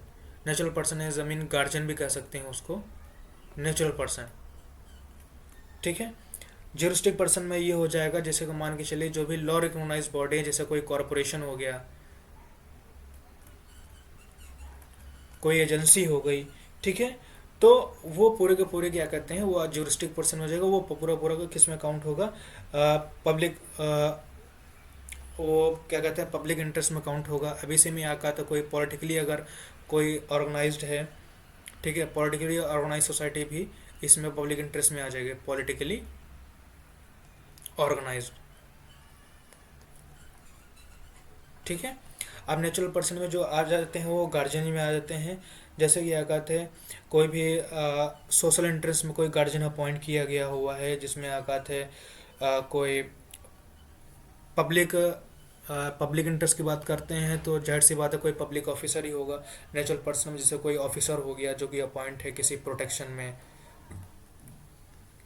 जैसे आपका प्रोटेक्शन ऑफ इन्वायरमेंट हो गया,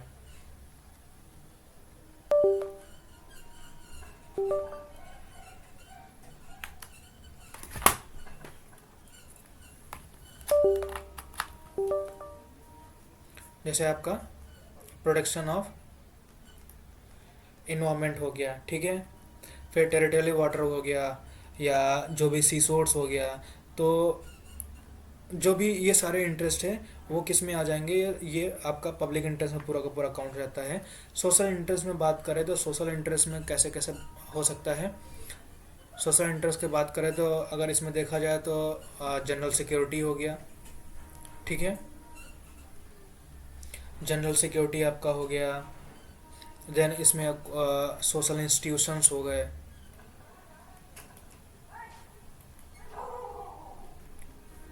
सोशल इंस्टीट्यूशन आपका काउंट हो गया। देन इसमें आपका जनरल प्रोग्रेस हो गया,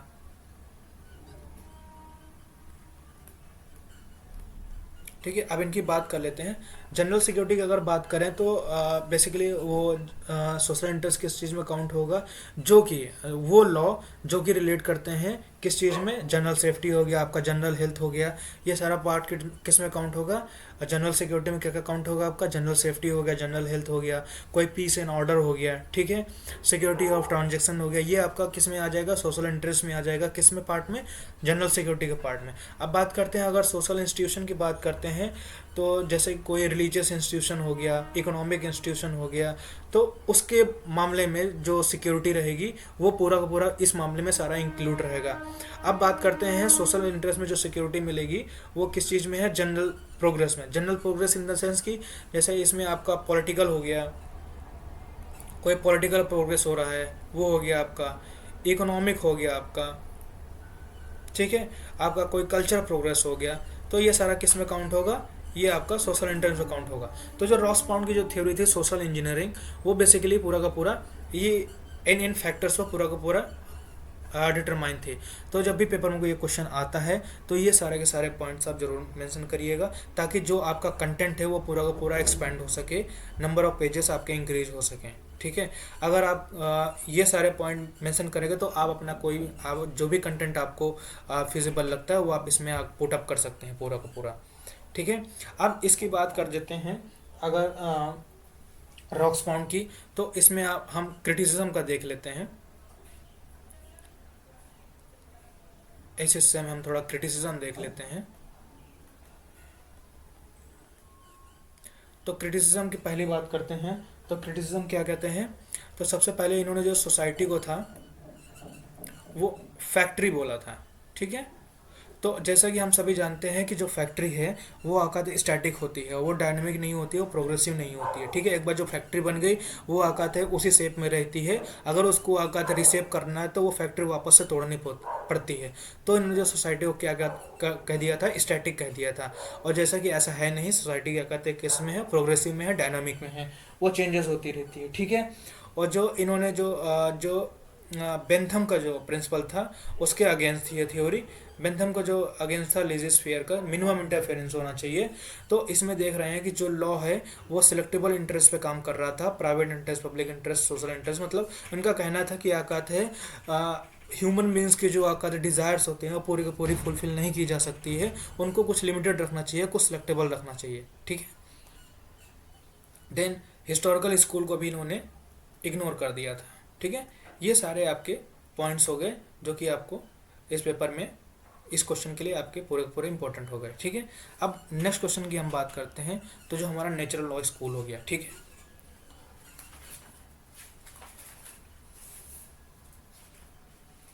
ठीक है, अब ये नेचुरल लॉ स्कूल की बात करते हैं। तो ये सबसे पहले मेन आज जब जब भी स्टार्ट करिएगा तो सबसे पहले बता दीजिएगा कि ये जो है किस पे बात करता है, ये लॉ किस पे बेस करता है। Law based on morality. ठीक है, ये थिंकिंग का पूरा बेस्ड है। और ये जो इसकी जो आउटकम्स है, जो सोर्सिंग है, वो कहाँ से है, डिवाइन से है।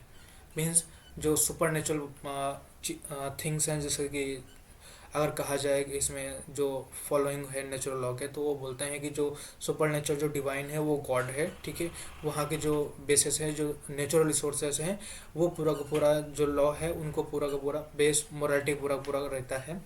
ठीक है, और इनका पूरा मानना था जो कि अकातर लॉ बेस्ड होना चाहिए, पूरा का पूरा थिंकिंग पे होना चाहिए। तो इन पे जो नेचुरल लॉ के स्कूल के जो मेन प्रपोंडर हैं वो उनका कहा जाता है ह्यूगो ग्रोटियस, इन्हें कहा जाता है। ह्यूगो ग्रोटियस को मेन प्रपोंडर कहा जाता है।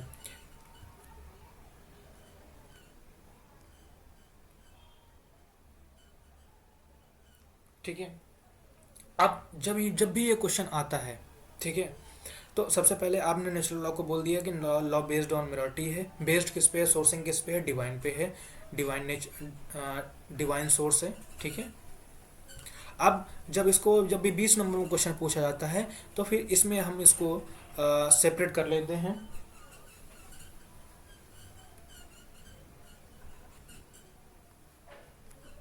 अगर हम सेपरेट करने से पहले एक और चीज़ देख लें, जो हिगोग्रोटियस है वो प्रोपोंडा इनको कहा जाता है। इन्होंने जो कहा था कि इन्होंने दो चीज़ें कही थी, लॉ जो है किस पे होना चाहिए, बेस्ड ऑन मोरालिटी पे होना चाहिए। ठीक है, और दूसरा, अगर कोई भी लॉ अगेंस्ट नेचर है, अगेंस्ट नेचर है, तो वो लॉ फॉलो नहीं होगा, लॉ नॉट फॉलो। ठीक है, अब जब ये 20 नंबर में क्वेश्चन आएगा तो आप इसको ऐसे डिवाइड करेंगे, नेचुरल लॉ, इसको आप 4 सेगमेंट में डिवाइड करेंगे।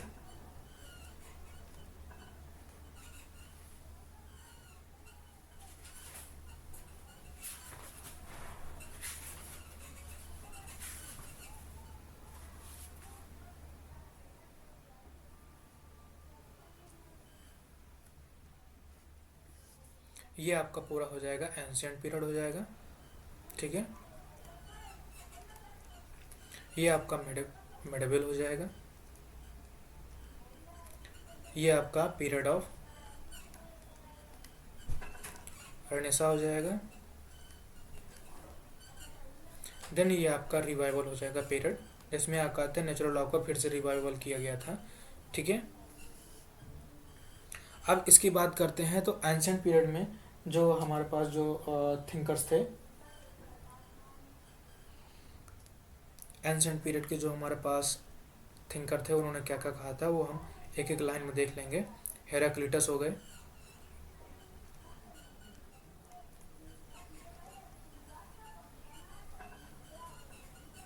ठीक है, सोक्रेट्स हो गए, प्लेटो हो गए, एरिस्टोटल हो गए, एरिस्टोटल को हिंदी में अरस्तु भी लिख कर कहीं आता है।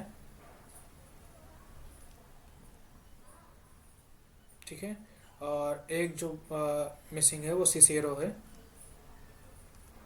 ठीक है, हेराक्लिटस ने क्या कहा था,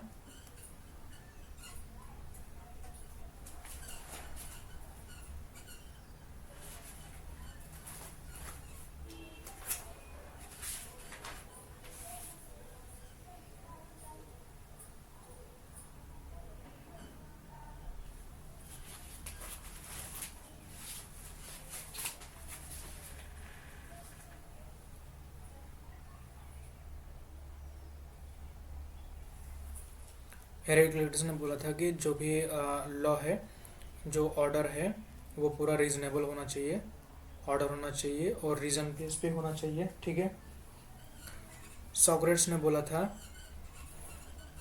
सोक्रेट्स ने बोला था नेचुरल जस्टिस होना चाहिए और लीगल जस्टिस होना चाहिए। ठीक है, देन प्लेटो फॉलोवर के सब सोक्रेट्स के ही फॉलोवर थे, तो इन्होंने बोला था जो कि क्या थे, मिनिमम गवर्नेंस होना चाहिए, मिनिमम गवर्नेंस होना चाहिए। ठीक है, एरिस्टोटल ने जो बोला था वो नेचर होना चाहिए। ठीक है, जस्टिस रीजनेबल होना चाहिए और मोरालिटी पे बेस्ड होना चाहिए।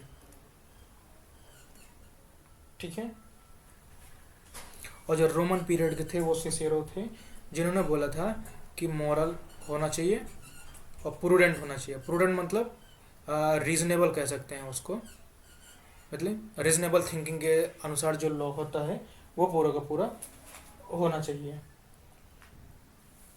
ठीक है, अब मिडिवल में अगर बात करें तो मिडिवल में जो मेन इम्पॉर्टेंट है वो थॉमस एक्विनॉस हैं।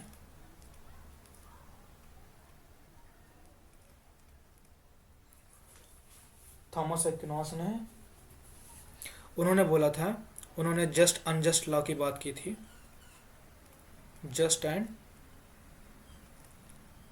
अनजस्ट लॉ मीन्स जो अनजस्ट लॉ अगर कोई भी होगा तो वो फॉलो नहीं होगा।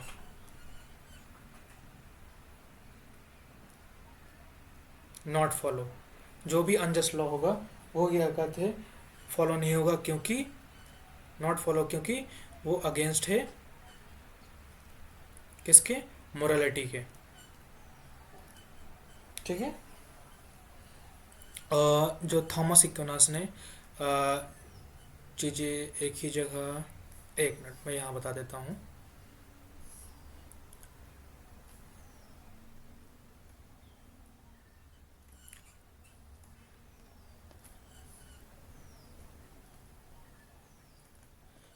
थॉमस एक्विनॉस ने जो चार स्टेज की जो थ्योरी दी थी, उन्होंने ये बोला था कि पहले स्टेज में क्या होना चाहिए, लॉ ऑफ गॉड होना चाहिए।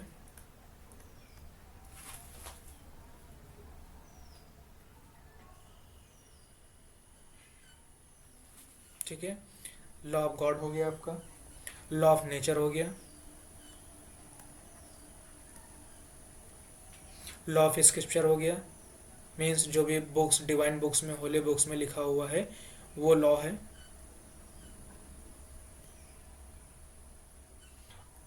और जो ह्यूमन ह्यूमन की रीजनिंग और प्रूडेंट थिंकिंग पे बेस्ड है वो लॉ हो गया। ये आपका जो है, ये हमारा जो लॉ ऑफ गॉड को इन्होंने क्या कहा था, एक्सटर्नल लॉ कहा था। ठीक है। और जो लॉ ऑफ स्ट्रक्चर को इन्होंने कहा था डिवाइन लॉ कहा था, डिवाइन लॉ। ठीक है। ये पूरा का पूरा आपका हो गया जो थॉमस एक्विनॉस ने कहा था। अगर बात सेपरेट क्वेश्चन भी आ जाता है कि थॉमस एक्विनॉस ने क्या क्या चीज़ें कहा था, ये क्वेश्चन अगर 4 नंबर या 10 नंबर में आ जाता है, तो बेसिकली आपको कुछ नहीं करना है। थॉमस एक्विनॉस के बारे में आपको बताना है कि उन्होंने क्या चीज़ें कही थी। जस्ट और अनजस्ट लॉ के बारे में कही थी। उन्होंने बोला था कि जो भी अनजस्ट जस्ट लॉ होगा वो फॉलो होगा सोसाइटी में। अनजस्ट लॉ जो कि नहीं फॉलो होगा, किस वजह से नहीं फॉलो होगा, क्योंकि वो किसके अगेंस्ट है, मोरालिटी के अगेंस्ट है। और थॉमस एक्विनॉस ने जो स्टेजेस बताई थी कि लॉ किस चीज़ से मतलब किस कौन सा लॉ फॉलो होना चाहिए, तो उन्होंने 4 स्टेजेस बोली थी। लॉ ऑफ गॉड होना चाहिए जो कि एक्सटर्नल लॉ है हमारा। ठीक है। लॉ ऑफ नेचर होना चाहिए जो कि नेचुरल से है, प्रकृति से है। लॉ ऑफ स्क्रिप्चर होना चाहिए। स्क्रिप्चर मीन्स जो कि होली बुक्स और इस डिवाइन बुक्स में लिखा हुआ है, उसको इन्होंने क्या माना था, डिवाइन लॉ माना था। और जो ह्यूमन लॉ मीन्स जो कॉमन प्रूडेंट और रीजनिंग पे बेस्ड है, जो थिंकिंग पे बेस्ड है, जो कि बेनिफिटेड है, फ्रूटफुल है सोसाइटी पे, उसको उन्होंने ह्यूमन लॉ के उस पर नाम दिया था। ठीक है। देन हम इसके बात करते हैं पीरियड ऑफ रेनेसा की पीरियड की बात करते हैं।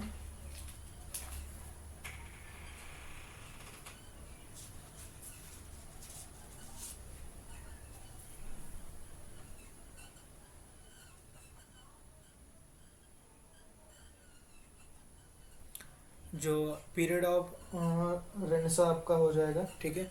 इसमें जो थिंकर्स थे वो थे आपके ह्यूगो ग्रोटियस थे। ठीक है। और सम अदर्स थिंकर भी थे, जिनमें थे आपके जो पहले तो आपके पीरियड ऑफ रेनेसा के जो थिंकर हैं, ह्यूगो ग्रोटियस हो गए। ठीक है। होब्स हो गए। ठीक है। और जॉन लॉक हो गए।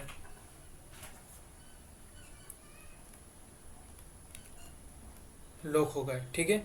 ये 3 जो थिंकर थे वो थिंकर थे। तो ह्यूगो ग्रोटियस को फादर ऑफ इंटरनेशनल लॉ भी कहा जाता है।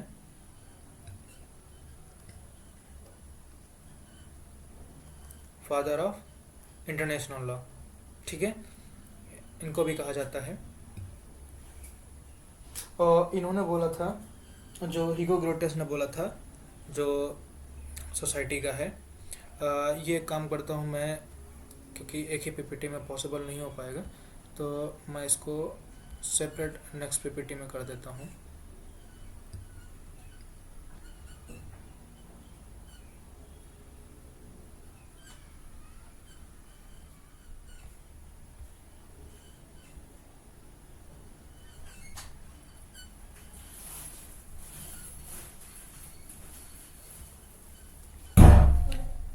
इसमें हम 2 पीरियड की बात करेंगे बेसिकली। पीरियड ऑफ, ये हमारा हो जाएगा पीरियड ऑफ रेनेसेंस हो गया। ठीक है। रेनेसा हो गया। और इसमें हो जाएगा क्लासिकल पीरियड कहा जाता है, जिसमें आकर नेचुरल लॉ को रिवाइव वापस से किया गया था।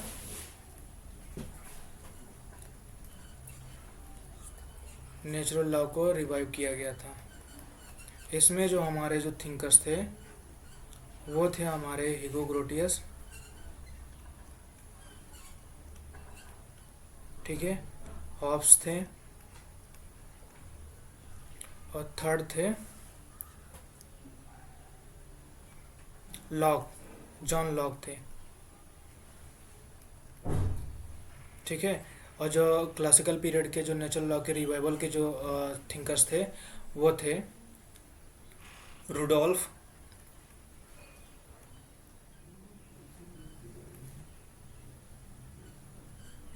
स्टैमलर थे, और जोसेफ कोलर थे। ठीक है। अब ह्यूगो ग्रोटियस की बात करते हैं। तो ह्यूगो ग्रोटियस ने क्या कहा था।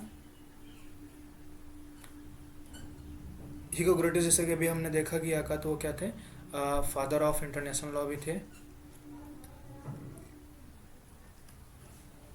ठीक है। देन उन्होंने क्या कहा था इसमें नेचुरल लॉ के उसमें फेवर में, उन्होंने इसको आका था पॉलिटिकल थॉट कहा था।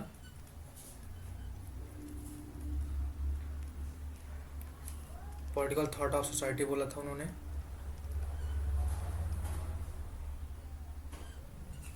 फिर इन्होंने बोला था कि जो सॉवरेन है, जो लॉ गवर्निंग बॉडी है, उसका काम क्या है, sovereign needs to protect the society, protect society. जो कि एनालिटिकल स्कूल में ऐसा नहीं था, अगर वो सोसाइटी के अगेंस्ट है तो उस पर ज़्यादा जोर नहीं दिया जाता था, क्योंकि वो ऐसा मानना था कि जो लॉ है उसका जो पॉजिटिव का है वो एक माइनर सा ड्रॉबैक है बस, और कुछ नहीं।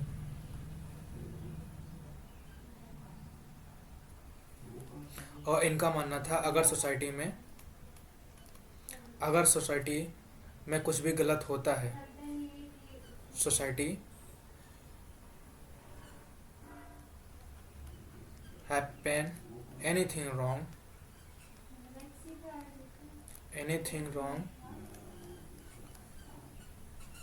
Then need to protect, otherwise chaos cause in society. Means इनका यह मानना था कि अगर सोसाइटी में कुछ भी गलत होता है तो उसे प्रोटेक्ट करने की ज़रूरत है, अगर उसे प्रोटेक्ट नहीं किया गया तो सोसाइटी में अफरा तफरी या क्योस का नेचर इस्टेब्लिश हो जाएगा, जो कि बहुत ही गलत हो जाता है सोसाइटी में। और थॉमस हॉब्स का कहना था कि जो एब्सोल्यूट पावर है वो किसके पास होनी चाहिए, सॉवरेन के पास होनी चाहिए।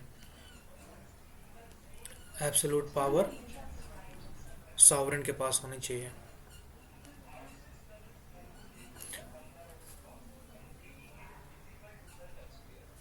और जॉन लॉक ने बहुत अच्छी बात कही थी। जॉन लॉक ने तीन चीज़ों पे बात किया था। उन्होंने राइट की प्रोटेक्शन की बात की थी, जो कि तीन राइट्स थे हमारे। तीन राइट्स में कौन कौन से थे, आपका राइट टू लाइफ हो गया, आपका। देन राइट टू लिबर्टी हो गया,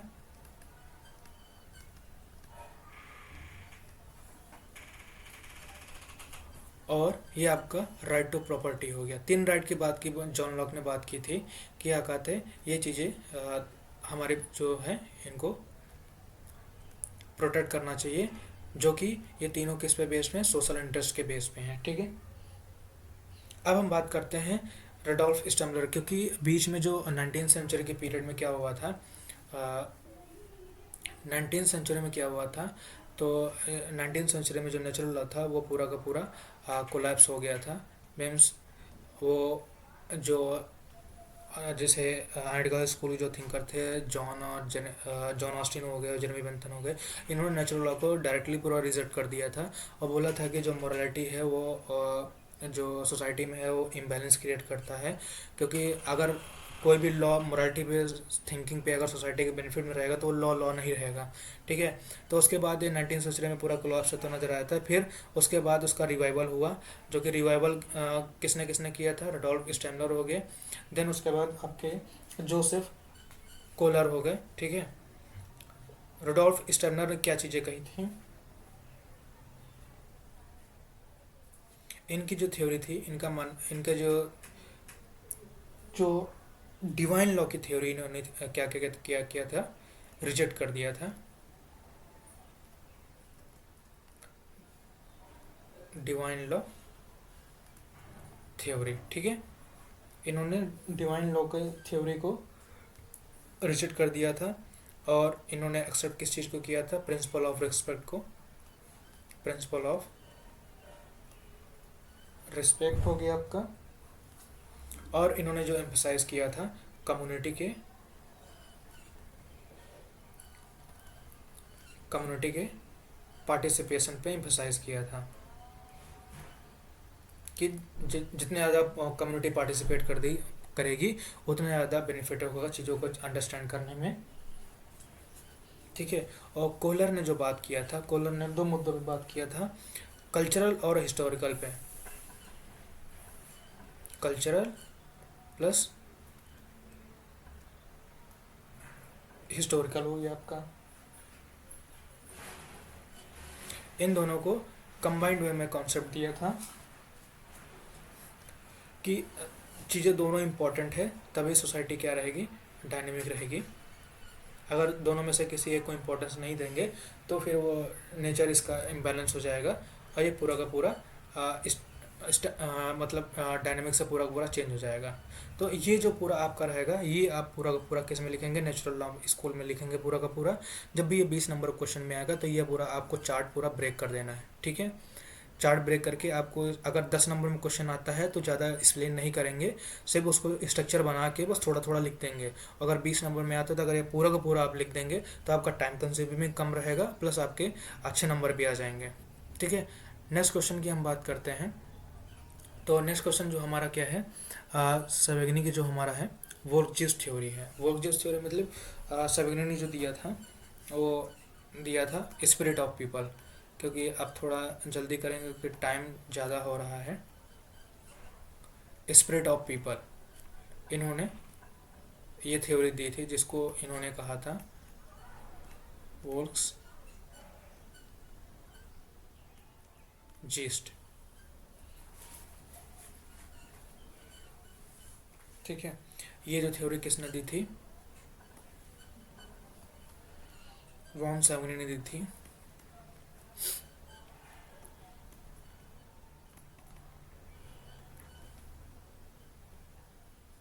ठीक है। इनके मानना था कि जो लॉ का जो सोर्स है, लॉ सोर्स जो है वो ओरिजिनेट कहाँ होता है, पीपल्स की विल से होता है, मतलब लोगों की इच्छा से होता है, ठीक है। और इनका कहना था कि जो लॉ है वो कैसा कैसा सोसाइटी में डेवलप होता है, जैसे कि हमारी सोसाइटी में लैंग्वेज डेवलप होती है वैसे वैसे लॉ भी डेवलप होता है लैंग्वेज की तरह।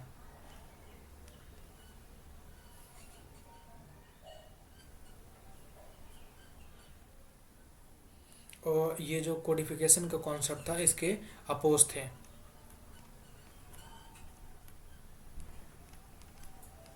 कोडिफिकेशन के कॉन्सेप्ट अपोज थे और इनके मानना था कि जो लॉ है वो फाउंड है, ना कि बनाया गया है। Law is found not made, ठीक है।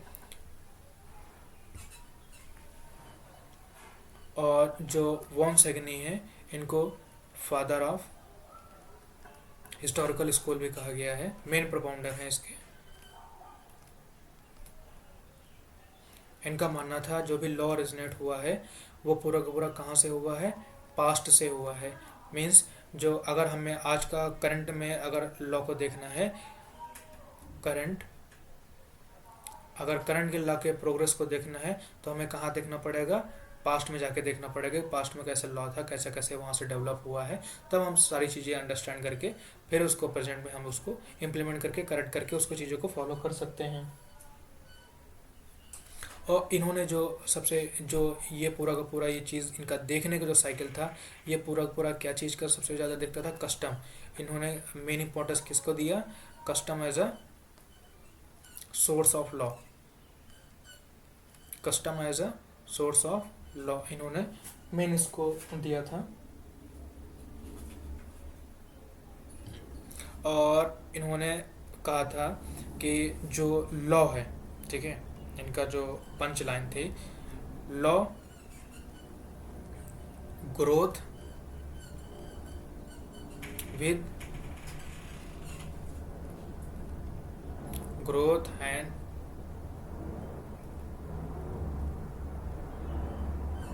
strengthens of people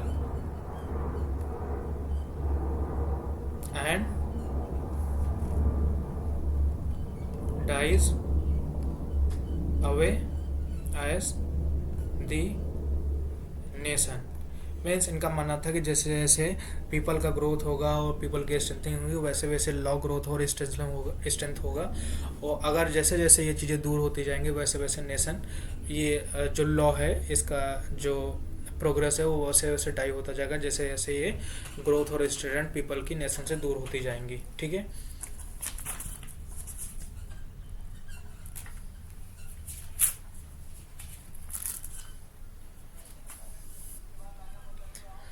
और जो इनकी प्योरी ये पूरी की पूरी जो थ्योरी थी, जैसा कि हमने बात किया, पीपल्स विल्स मीन्स इनकी जो पीपल्स की आपकी कॉन्सियसनेस हो गई, ये पूरी की पूरी इन्हीं पे पूरा का पूरा प्रेसाइज था कि जो भी हमारा जो लॉ रहेगा पूरा का पूरा पीपल की थिंकिंग पे पूरा पूरा बेस्ड रहेगा, जिसमें कि आपकी ट्रेडिशंस रहेंगे, रीति रिवाज रहेंगे, हैबिट्स रहेंगे, प्रैक्टिस और बिलीफ रहेंगे पीपल्स के।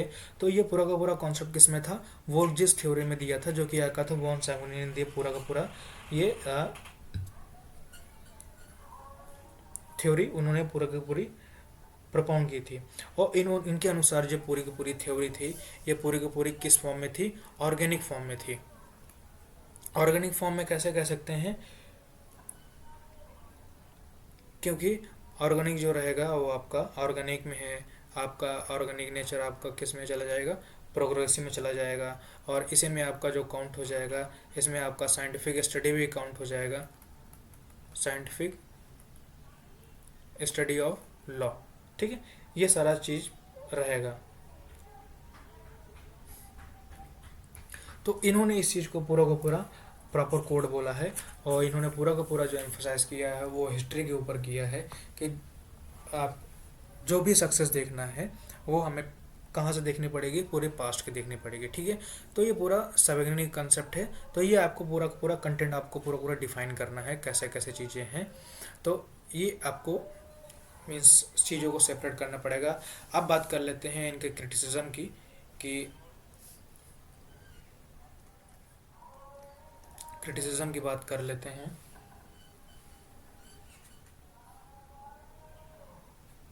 तो इन कोई सोर्स पर्टिकुलर नहीं था। ठीक है, कोई एक्सक्लूसिव इसका सोर्स नहीं था, सोर्स नॉट एक्सक्लूसिव। ठीक है, सोर्स नॉट एक्सक्लूसिव था। और दूसरा था, इन्होंने जो पूरा पूरा जोर कस्टम पे दिया था, तो क्रिटिसिज्म में ये भी था, कस्टम जो है, custom not always on people conscious, मतलब लोगों की तार्किक से या लोगों की समझ से जरूरी नहीं कि वो पूरा का पूरा कस्टम हमेशा उसी से हो। People consciousness. ठीक है। और इन्होंने जो पूरा जो सोशलॉजिकल स्कूल था उसको पूरा का पूरा इन्होंने कहीं ना कहीं इसको अनफॉलो कर रहे थे, इसलिए इनकी थ्योरी क्या कहते इसमें क्रिटिसिज्म में थी। और जजमेंट लॉ भी इग्नोर किया गया था पूरा का पूरा। और इनकी जो थ्योरी थी वो सबसे ज़्यादा जो सबसे ज़्यादा किस में फॉलो की गई थी, नाजीज़ में। नाजियों ने इनको फॉलो किया था, और नाजीज़ ने पूरा का पूरा जो थ्योरी थी उन ट्विस्ट कर दिया था पूरा का पूरा। उसमें ट्विस्ट उन्होंने कर दिया था, रेशियल कलर पे कर दिया था। और जो मार्क्सिज्म ने इसको इस थ्योरी को पूरा का पूरा यूज़ किया था, वो उन्होंने इकोनॉमिक इंटरप्रिटेशन को यूज़ करने में मतलब यूज़ किया था। मतलब कई नेशन को इनकी थ्योरी ने हेल्प किया था, लेकिन उन्होंने अपने अनुसार इसको ट्विस्ट कर लिया। ठीक है। तो ये आपका सैगुनी की वोल्क्स थ्योरी रहेगी, जिसमें आपको पूरा का पूरा लिखना रहेगा, एक्सप्लेन करना रहेगा। देन अब बात करते हैं कि मेंस की स्टेटस ऑफ कॉन्ट्रैक्ट के मीन्स प्रगतिशील समाजों की गति अब तक परिस्थिति से संविदा की ओर रही है। ठीक है। इसको इस थ्योरी को किसने दिया था, हेनरी मैन ने कौन सी थ्योरी दी थी, स्टेटस टू कॉन्ट्रैक्ट। मीन्स जो सोसाइटी रहेगी वो आपस में पार्टिसिपेशन रखेगी, पार्टिसिपेशन रखेगी, इंटरेक्शन रखेगी, तब जाके चीज़ें जो भी अंडरस्टैंडिंग है वो चीज़ों की आगे पूरी को पूरी समझ में आती है।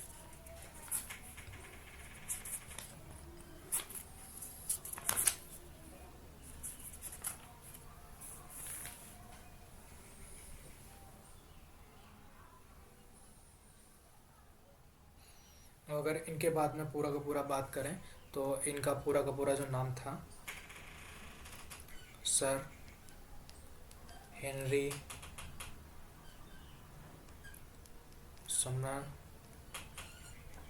मेन, ठीक है, जो कि कहाँ थे, लेक्चरर थे जूरिस्प्रूडेंस के, कहाँ पर, ऑक्सफोर्ड यूनिवर्सिटी, ऑक्सफोर्ड और कैम्ब्रिज में।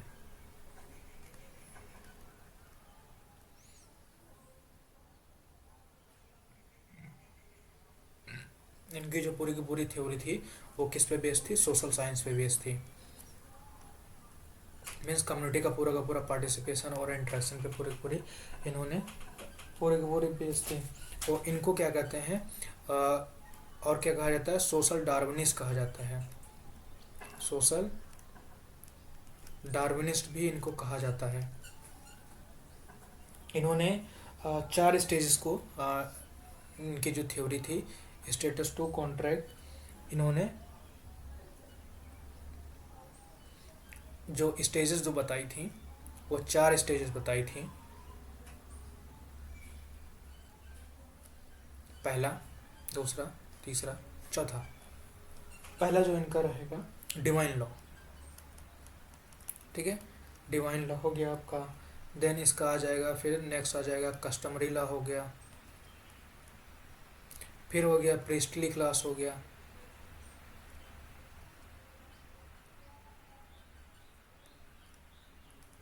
देन इसके बाद हो जाएगा कोडिफिकेशन हो गया,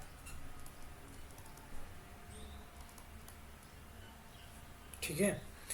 देन नेक्स्ट इन्होंने जो कॉन्सेप्ट दिया था प्रोग्रेसिव सोसाइटी के लिए,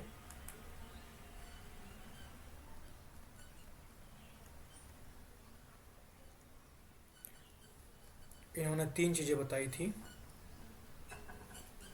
लीगल फिक्शन, इक्विटी और legislation.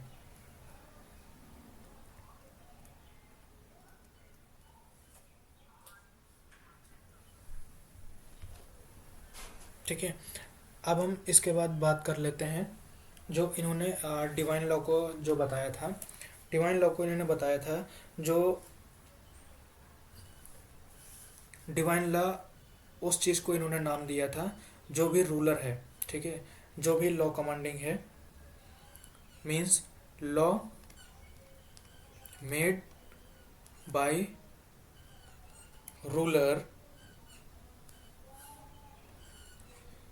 believe to be acting in divine inspiration। Means कोई भी लॉ, कोई भी राजा, कोई भी पॉलिटिकल सुपीरियर, कोई भी सॉवरेन अगर ऐसा बनाता है कि जो law made by ruler, means कि कोई भी रूलर जो भी लॉ बनाता है वो इस बिलीफ में बनाता है कि वो डिवाइन इंस्पिरेशन है या डिवाइन इंस्पिरेशन से पूरा इन्फ्लुएंस्ड है, उस चीज़ में अगर वो लॉ बनाता है तो वो किस में, स्टेज में काउंट होता है, डिवाइन लॉ में, ठीक है। और कस्टमरी लॉ में किस में आ जाता है, जो भी चीज़ें हैं, ऐसा कोई लॉ जो कि क्रिस्टलाइज हुआ कस्टम में,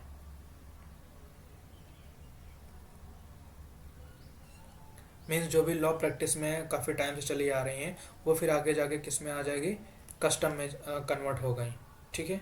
वो हमारा जो कमांड रहेगा वो किस में आ जाएगा, कस्टमरी लॉज में, ठीक है। प्रीस्टली क्लास में ये होता है कि जब कोई भी लॉ नॉर्मली जब गवर्न नहीं होता है, नॉर्मली नॉट गवर्न, देन वो किस में ट्रांसफ़र हो जाता है, रिलीजियस इंस्टीट्यूशन में चला जाता है, रिलीजियस इंस्टीट्यूशन में वो चीज़ चली जाती है, तो फिर उनके द्वारा ये चीज़ें सॉल्व की जाती है, तो उनको कहा जाता है प्रिस्टली क्लास। फिर कोडिफिकेशन में ये था कि इन्होंने कहा था जो भी सेट ऑफ रूल्स होने चाहिए वो कोडिफाइड होने चाहिए, मीन्स वो पूरे को पूरे रिटन होने चाहिए ताकि उनका इम्प्लीमेंटेशन पूरा का पूरा हो सके। ये प्रेसली क्लास इसलिए आता है क्योंकि जो पावर रहती थी, जो एडमिनिस्ट्रेशन की जो पावर होती थी वो कमज़ोर हो जाती है। तो उसके बाद जो क्या कहते हैं, ओरिजिनल लॉ मेकर के पास ऐसे कोई मतलब वो इंटरप्रिटेशन या वो नहीं कर पाते हैं जिससे कि वो जो भी लॉ है उसको सही से कर सकें। तो फिर वो रिलीजियस बॉडीज़ को पूरा चला जाता था, जैसे रिलीजियस में जो आपके प्रीस्ट हो गए उनके पास जाता था ताकि वो लॉ चीज़ों को इम्प्लीमेंट कर सके या वो चीज़ों को इंटरप्रिटेट कर सके आगे। ठीक है। देन उसके बाद जब हम उन्होंने जो स्टैटिक और प्रोग्रेसिव सोसाइटी के बारे में बात किया, फिर उसके बाद जो उन्होंने दिया था लीगल फिक्शन और इक्विटी। लीगल फिक्शन की बात कर लेते हैं, तो लीगल फिक्शन आपका वो हो जाएगा, जैसे लीगल फिक्शन की बात कर रहे हैं जो भी सोसाइटी की नीड्स होती हैं, ठीक है, उसी हिसाब से वो लॉ अल्टर करना चाहिए कि जैसे जैसे नीड्स चेंज हो रही हैं वैसे वैसे लॉ भी उसी के हिसाब से इंटरप्रेट और मेड होना चाहिए। ठीक है। और इक्विटी की बात किया तो आका तो वहाँ पर इनजस्टिस को रिमूव होना चाहिए, और जो भी रिजिडिटी लॉ में है उसको रिमूव होना चाहिए। ठीक है। और जो लेजिस्लेशन है, जो लेजिस्लेशन का पार्टिसिपेशन होता है वो पूरा का पूरा रहता है कि जो लॉ रहेगा वो पूरा का पूरा लेजिस्लेशन मेड करेगी, जो भी सोसाइटी के बेनिफिट में रहेगा वो चीज़ों को मेड करते हुए चली जाएगी। ठीक है। तो अगर ये सारी चीज़ें होगी तभी सोसाइटी किस चीज़ में रहेगी, प्रोग्रेसिव सोसाइटी में रहेगी। नहीं तो फिर वो उसका जो सोसाइटी का पूरा सक्सेस जो रहेगा वो पूरा का पूरा नहीं रहेगा। जैसे अभी के अगर हम बात करें प्रोग्रेसिव सोसाइटी में, जैसे अपने इंडिया में जो एवोल्यूशन ऑफ जमींदारी सिस्टम हो गया, ठीक है, जो हमारे जो लॉज इम्प्लीमेंट हुआ जैसे फंडामेंटल राइट हो गया, ठीक है, आर्टिकल 19 हो गया हमारा, डीपीएसपी के हो गए, तो ये सारी चीज़ें कैसे हैं, ये जैसे जैसे सोसाइटी चेंज हो रही है वैसे वैसे हमारा ये लॉज भी प्रोमोगुलेट हो रहे हैं सोसाइटी के अनुसार। ठीक है। तो ये जो हमारा चीज़ें रहेंगी, ये कॉन्सेप्ट जो था वो हेनरी मेन का था, जो कि उन्होंने कॉन्ट्रैक्ट का दिया था, जिसमें पूरा का पूरा एम्फसाइज उन्होंने सोसाइटी के पार्टिसिपेशन पे बेस था। तो ये जो क्वेश्चन रहेगा ये सारी स्टेजेस आपको पेपर में मेंशन करनी रहेंगी, तो क्योंकि तभी ये सारी चीज़ें पॉसिबल रहेंगी। ठीक है, कि चीज़ें आप उनको आकात है चीज़ों का सही तरीके से आप अगर इन सब चीज़ों को चीज़ें मेंशन कर देते हैं तो आपको अच्छे से अच्छे नंबर मिल जाएंगे। ठीक है। और जैसे कि हेनरी मेन की वजह से जो कि आज हम देखने को मिल रहा है कि जो मॉडर्न टाइम्स जो राइट्स हैं वो आकात है जो भी इंडिविजुअल पर्सन है उसके फ्री चॉइस और अग्रीमेंट के बेस पे ही सारे के सारे प्रोसेस हो रहे हैं।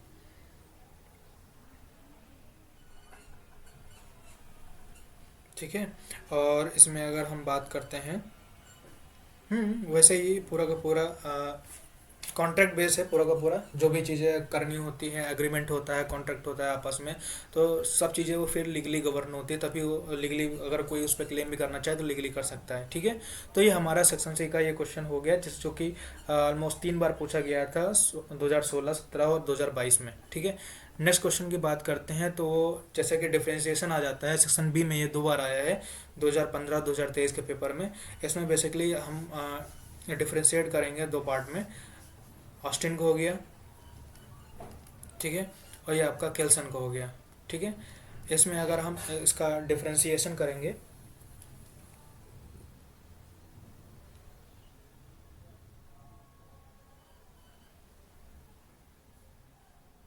ठीक है, तो इन्होंने जो थ्योरी दी थी वो कौन सी थ्योरी दी थी, कमांड ऑफ सॉवरेन दी थी। ठीक है, कमांड की थ्योरी दी थी, जिसमें आपका था जो पॉलिटिकली सुपीरियर रहेगा उनका जो कमांड जो रहेगा किसके द्वारा रहेगा, पॉलिटिकली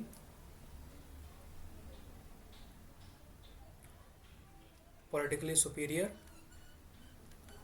और एनी सॉवरेन बॉडी। ठीक है।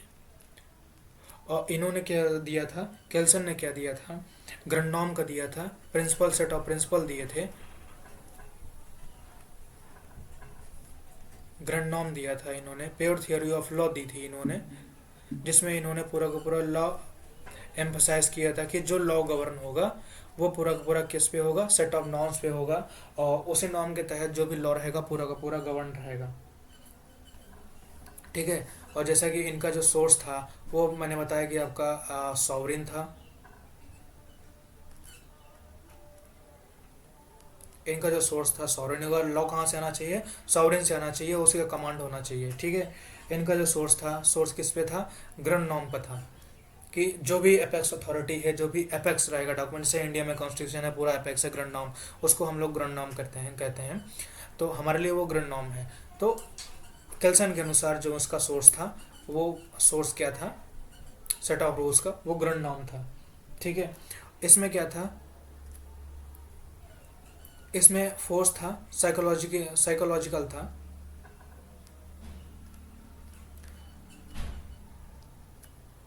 साइकोलॉजिकल कंपल्सन थी, मतलब उसको प्रेशराइज करके, मतलब कुछ भी हो जाए आपको ये ऑर्डर मानना ही मानना है। डिसोबे भी आपका जो भी सैंक्शन लगे होते थे वो सारे थी।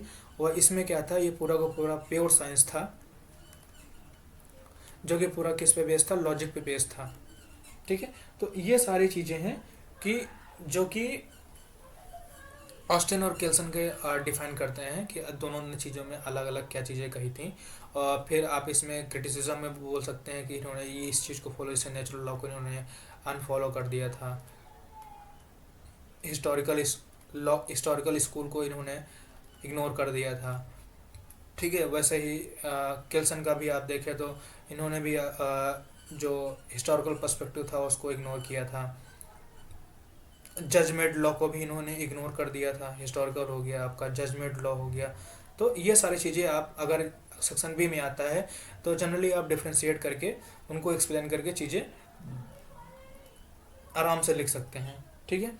अब बस इसमें ज़्यादा कुछ करने की ज़रूरत नहीं होती है। कुछ अगर कभी डिफ्रेंशिएट आता है थिंकर में तो आपको बेसिकली उनके बारे में करना होता है, और उन्होंने कौन कौन से स्कूल को अवॉइड किया, कौन कौन से क्रिटिसिज्म थे, बस उनको आपको मेंशन करना रहेगा। ठीक है। नेक्स्ट क्वेश्चन चलते हैं। Law is the command of sovereign. ये बेसिकली 2014-17 में क्वेश्चन आया था, 2 बार आया था, तो मैंने कहा एक बार इसको मेंशन कर देते हैं क्वेश्चन को। तो law is the command of sovereign means Austin की थ्योरी थी ये पूरी, कमांड ऑफ सॉवरेन की। ऑस्टिन थ्योरी क्या थी, कमांड ऑफ सॉवरेन था। सॉवरेन में उन्होंने क्या बोला था, सॉवरेन होना चाहिए। ठीक है। जो कि लॉ आपका देगा। देन उसके बाद सॉवरेन क्या देगा, आपका कमांड देगा। ठीक है। कमांड क्या करेगा, कमांड के लिए ड्यूटी ऑब्लिगेशंस रहेंगे। ड्यूटी अगर कोई नहीं करता है तो फिर उसके खिलाफ क्या रहेंगे, सैक्शंस और पनिशमेंट्स रहेंगी। तो ये पूरा का पूरा ऑस्टिन की थ्योरी में ये पूरा का पूरा बताया गया था। ये आप डिफाइन कर सकते हैं सॉवरेन किसको, जो पॉलिटिकली सुपीरियर है या डोमिनेटिंग पावर ऑफ सोसाइटी में, वो हमारा क्या कहलाएगा, सॉवरेन हो जाएगा। कमांड जो भी उस पॉलिटिकल सुपीरियर द्वारा जो भी लॉ रिलीज़ किया गया है, जो ऑर्डर रिलीज़ किया गया है, वो किस रूल में आता है, कमांड के फॉर्म में आता है। फिर कमांड फॉर्म जो उनके ऑफिसर्स होते हैं जो सर्कुलेट करते हैं, फिर जो उनके ड्यूटी बाइंडिंग्स होती है जो पब्लिक पे, उन पर ड्यूटी ऑब्लिगेशंस होता है कि वो पीपल्स को मानना ही मानना है, तो वो हमारा क्या हो जाता है, ड्यूटी ऑब्लिगेशन हो जाती है। अगर कोई भी वो ड्यूटी ब्रीच करता है या वो ऑर्डर्स को फॉलो नहीं करता है, फिर क्या रहेगा, सैंक्शंस और पनिशमेंट रहेगा। ठीक है। ये चीज़ आपकी law is the command of sovereign में आप चीज़ों को मेंशन कर सकते हैं। ठीक है। अब बात करते हैं jurisprudence is the I of law. तो जब आई ऑफ लॉ के क्वेश्चन की बात करते हैं तो आई ऑफ लॉ में चीज़ों को आपको ये पूरा मेंशन करना पड़ेगा, सारी स्कूल्स को आपको पूरा का पूरा रिलेट करना पड़ेगा। ये आपके नेचुरल हो गया, ठीक है, एनालिटिकल हो गया, ठीक है, आपका सोशोलॉजिकल हो गया, आपका हिस्टोरिकल हो गया। ये सारे स्कूल को आपको पूरा एक पर्सपेक्टिव में मर्ज कर देना होगा कि क्या कहते हैं, अगर ये सारे चीज़ों में थिंकर ने ऐसे ऐसे चीज़ें कही हैं।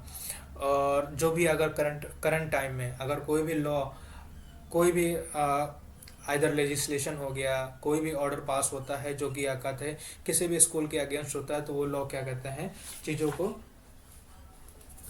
चीज़ें वो लॉ सोसाइटी में उतना सक्सेस नहीं रहता है। तो ये जो पूरा एनालिसिस होता है सारे कंबाइंड को, सारे पर्सपेक्टिव को देखते हुए, ये हमारा किस में आ जाता है, आई ऑफ लॉ में, जूरिस्प्रूडेंस जिसको आई ऑफ लॉ कहा जाता है। मतलब अ, ऐसा ऐसी मतलब ऐसा चीज़ जो हर लॉ पे गवर्न करती है। मतलब क्या सही है, क्या गलत है, कौन इंटरफेयर कर रहा है, कौन नहीं कर रहा है, कौन सा लॉ किसके अगेंस्ट जा रहा है, वो सारी चीज़ें क्या रहेंगी, आपका आई ऑफ लॉ में रहेगा। तो ये चीज़ें आपको कॉन्सेप्ट उसमें रिलेट करके, लिंक करके पूरा का पूरा लिखना रहेगा। ठीक है। तो यहाँ तक ये पूरा का पूरा आपका जूरिस्प्रूडेंस का हो गया, सारे क्वेश्चंस हो गए जो कि मोस्ट इंपॉर्टेंट थे। और बेसिकली मेन आपका यही है कि जो भी आप तैयारी करें, ठीक है, वो पूरा का पूरा जो क्वेश्चंस हैं, जो सिलेबस है आपका, जो सारे स्कूल्स हैं, जो थिंकर्स हैं, मेनली आप उनको पूरा का पूरा पढ़ लीजिए। क्योंकि अदर देन थिंकर्स बहुत कम क्वेश्चन आते हैं।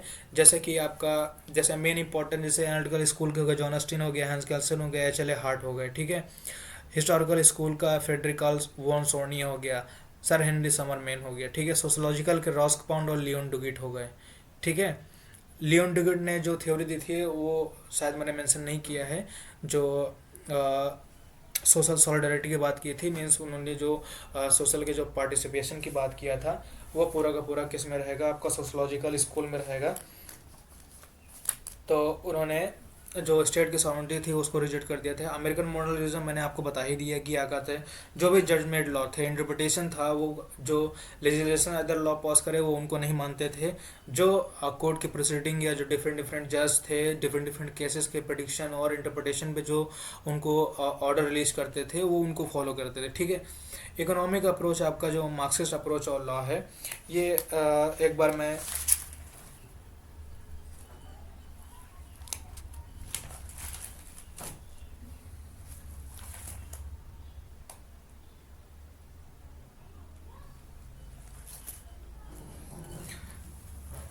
इकोनॉमिक अप्रोच ऑफ लॉ में जैसे जो कार्ल मार्क्स का था, जैसे कि बताया कि जो सेवन थ्योरी थी स्पिरिट ऑफ पीपल वाला, कि उसमें जो भी सोसाइटी के होना चाहिए, तो उसने इसको कैसे चेंज कर दिया था, इकोनॉमिक इम्पोर्टेंस में चेंज कर दिया था।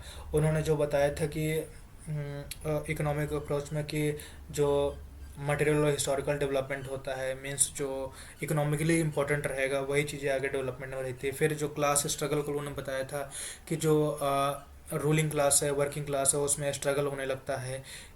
देन उसके बाद कैपिटलिस्ट, जैसे जैसे वो रूलिंग क्लास बढ़ता जाता है वैसे कैपिटलिज्म गेन होती जाती है, और जैसे जैसे कैपिटल गेन हो जाता है फिर लोअर क्लास पे वो फिर एक्सप्लॉइट करना स्टार्ट कर देते हैं।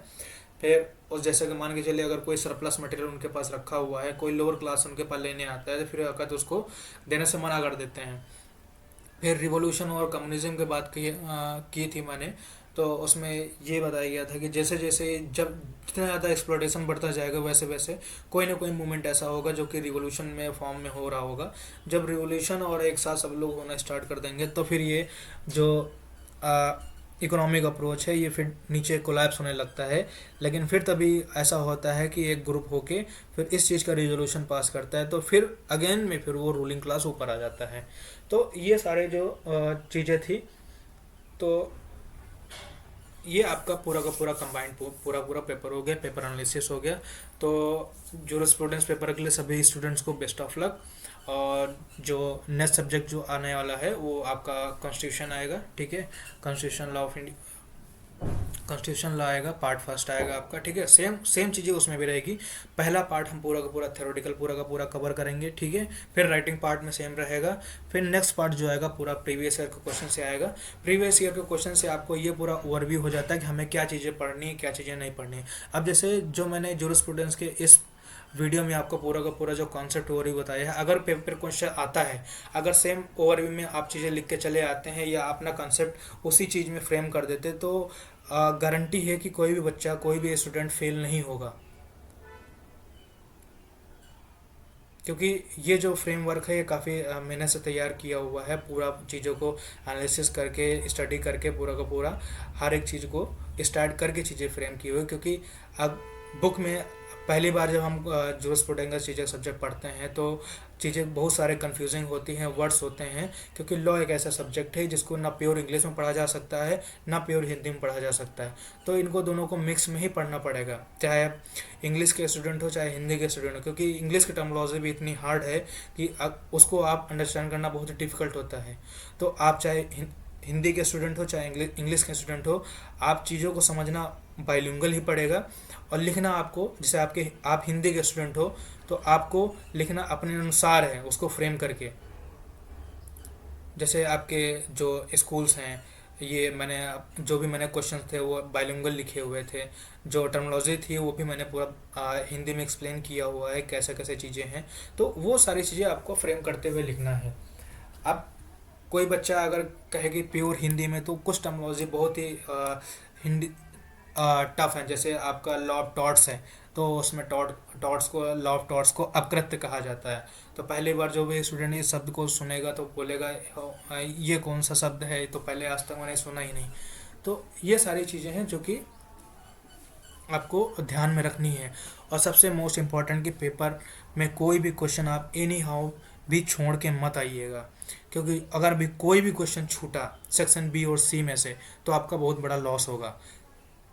तो कोशिश करिएगा अगर सेक्शन बी और सी मोस्टली आप पूरा का पूरा कंप्लीट करके आएँ। फिर से याद दिला देते हैं, सेक्शन ए के पूरे क्वेश्चन आपको कम करने रहेंगे, सेक्शन बी के आपके 3 में से 2 करने रहेंगे, और सेक्शन सी में से 5 में से आपको 3 क्वेश्चन कंपलसरी करने रहेंगे। तो जो आपको आता हो, जो आपको हल्का फुल्का भी आता हो सेक्शन सी में, वो आप पूरा का पूरा करके आइए, और पूरा कंटेंट आप अपने तरीके से पूरा फ्रेम करके आइए। और अगर कंसेप्ट पूरा जो मैंने बताया पूरा का पूरा अगर आपको याद है तो उसी में आपको फ्रेम कर दीजिए, अपनी वर्डिंग में आपको बढ़िया से बढ़िया आपको नंबर मिल जाएंगे। ठीक है।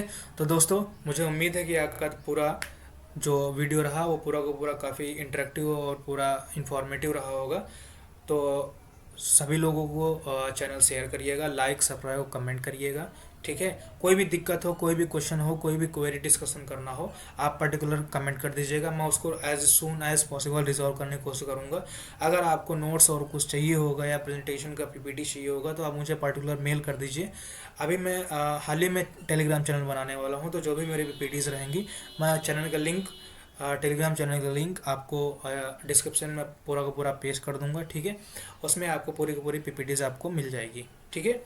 तो मिलते हैं फिर नेक्स्ट वीडियो में। Thank you so much.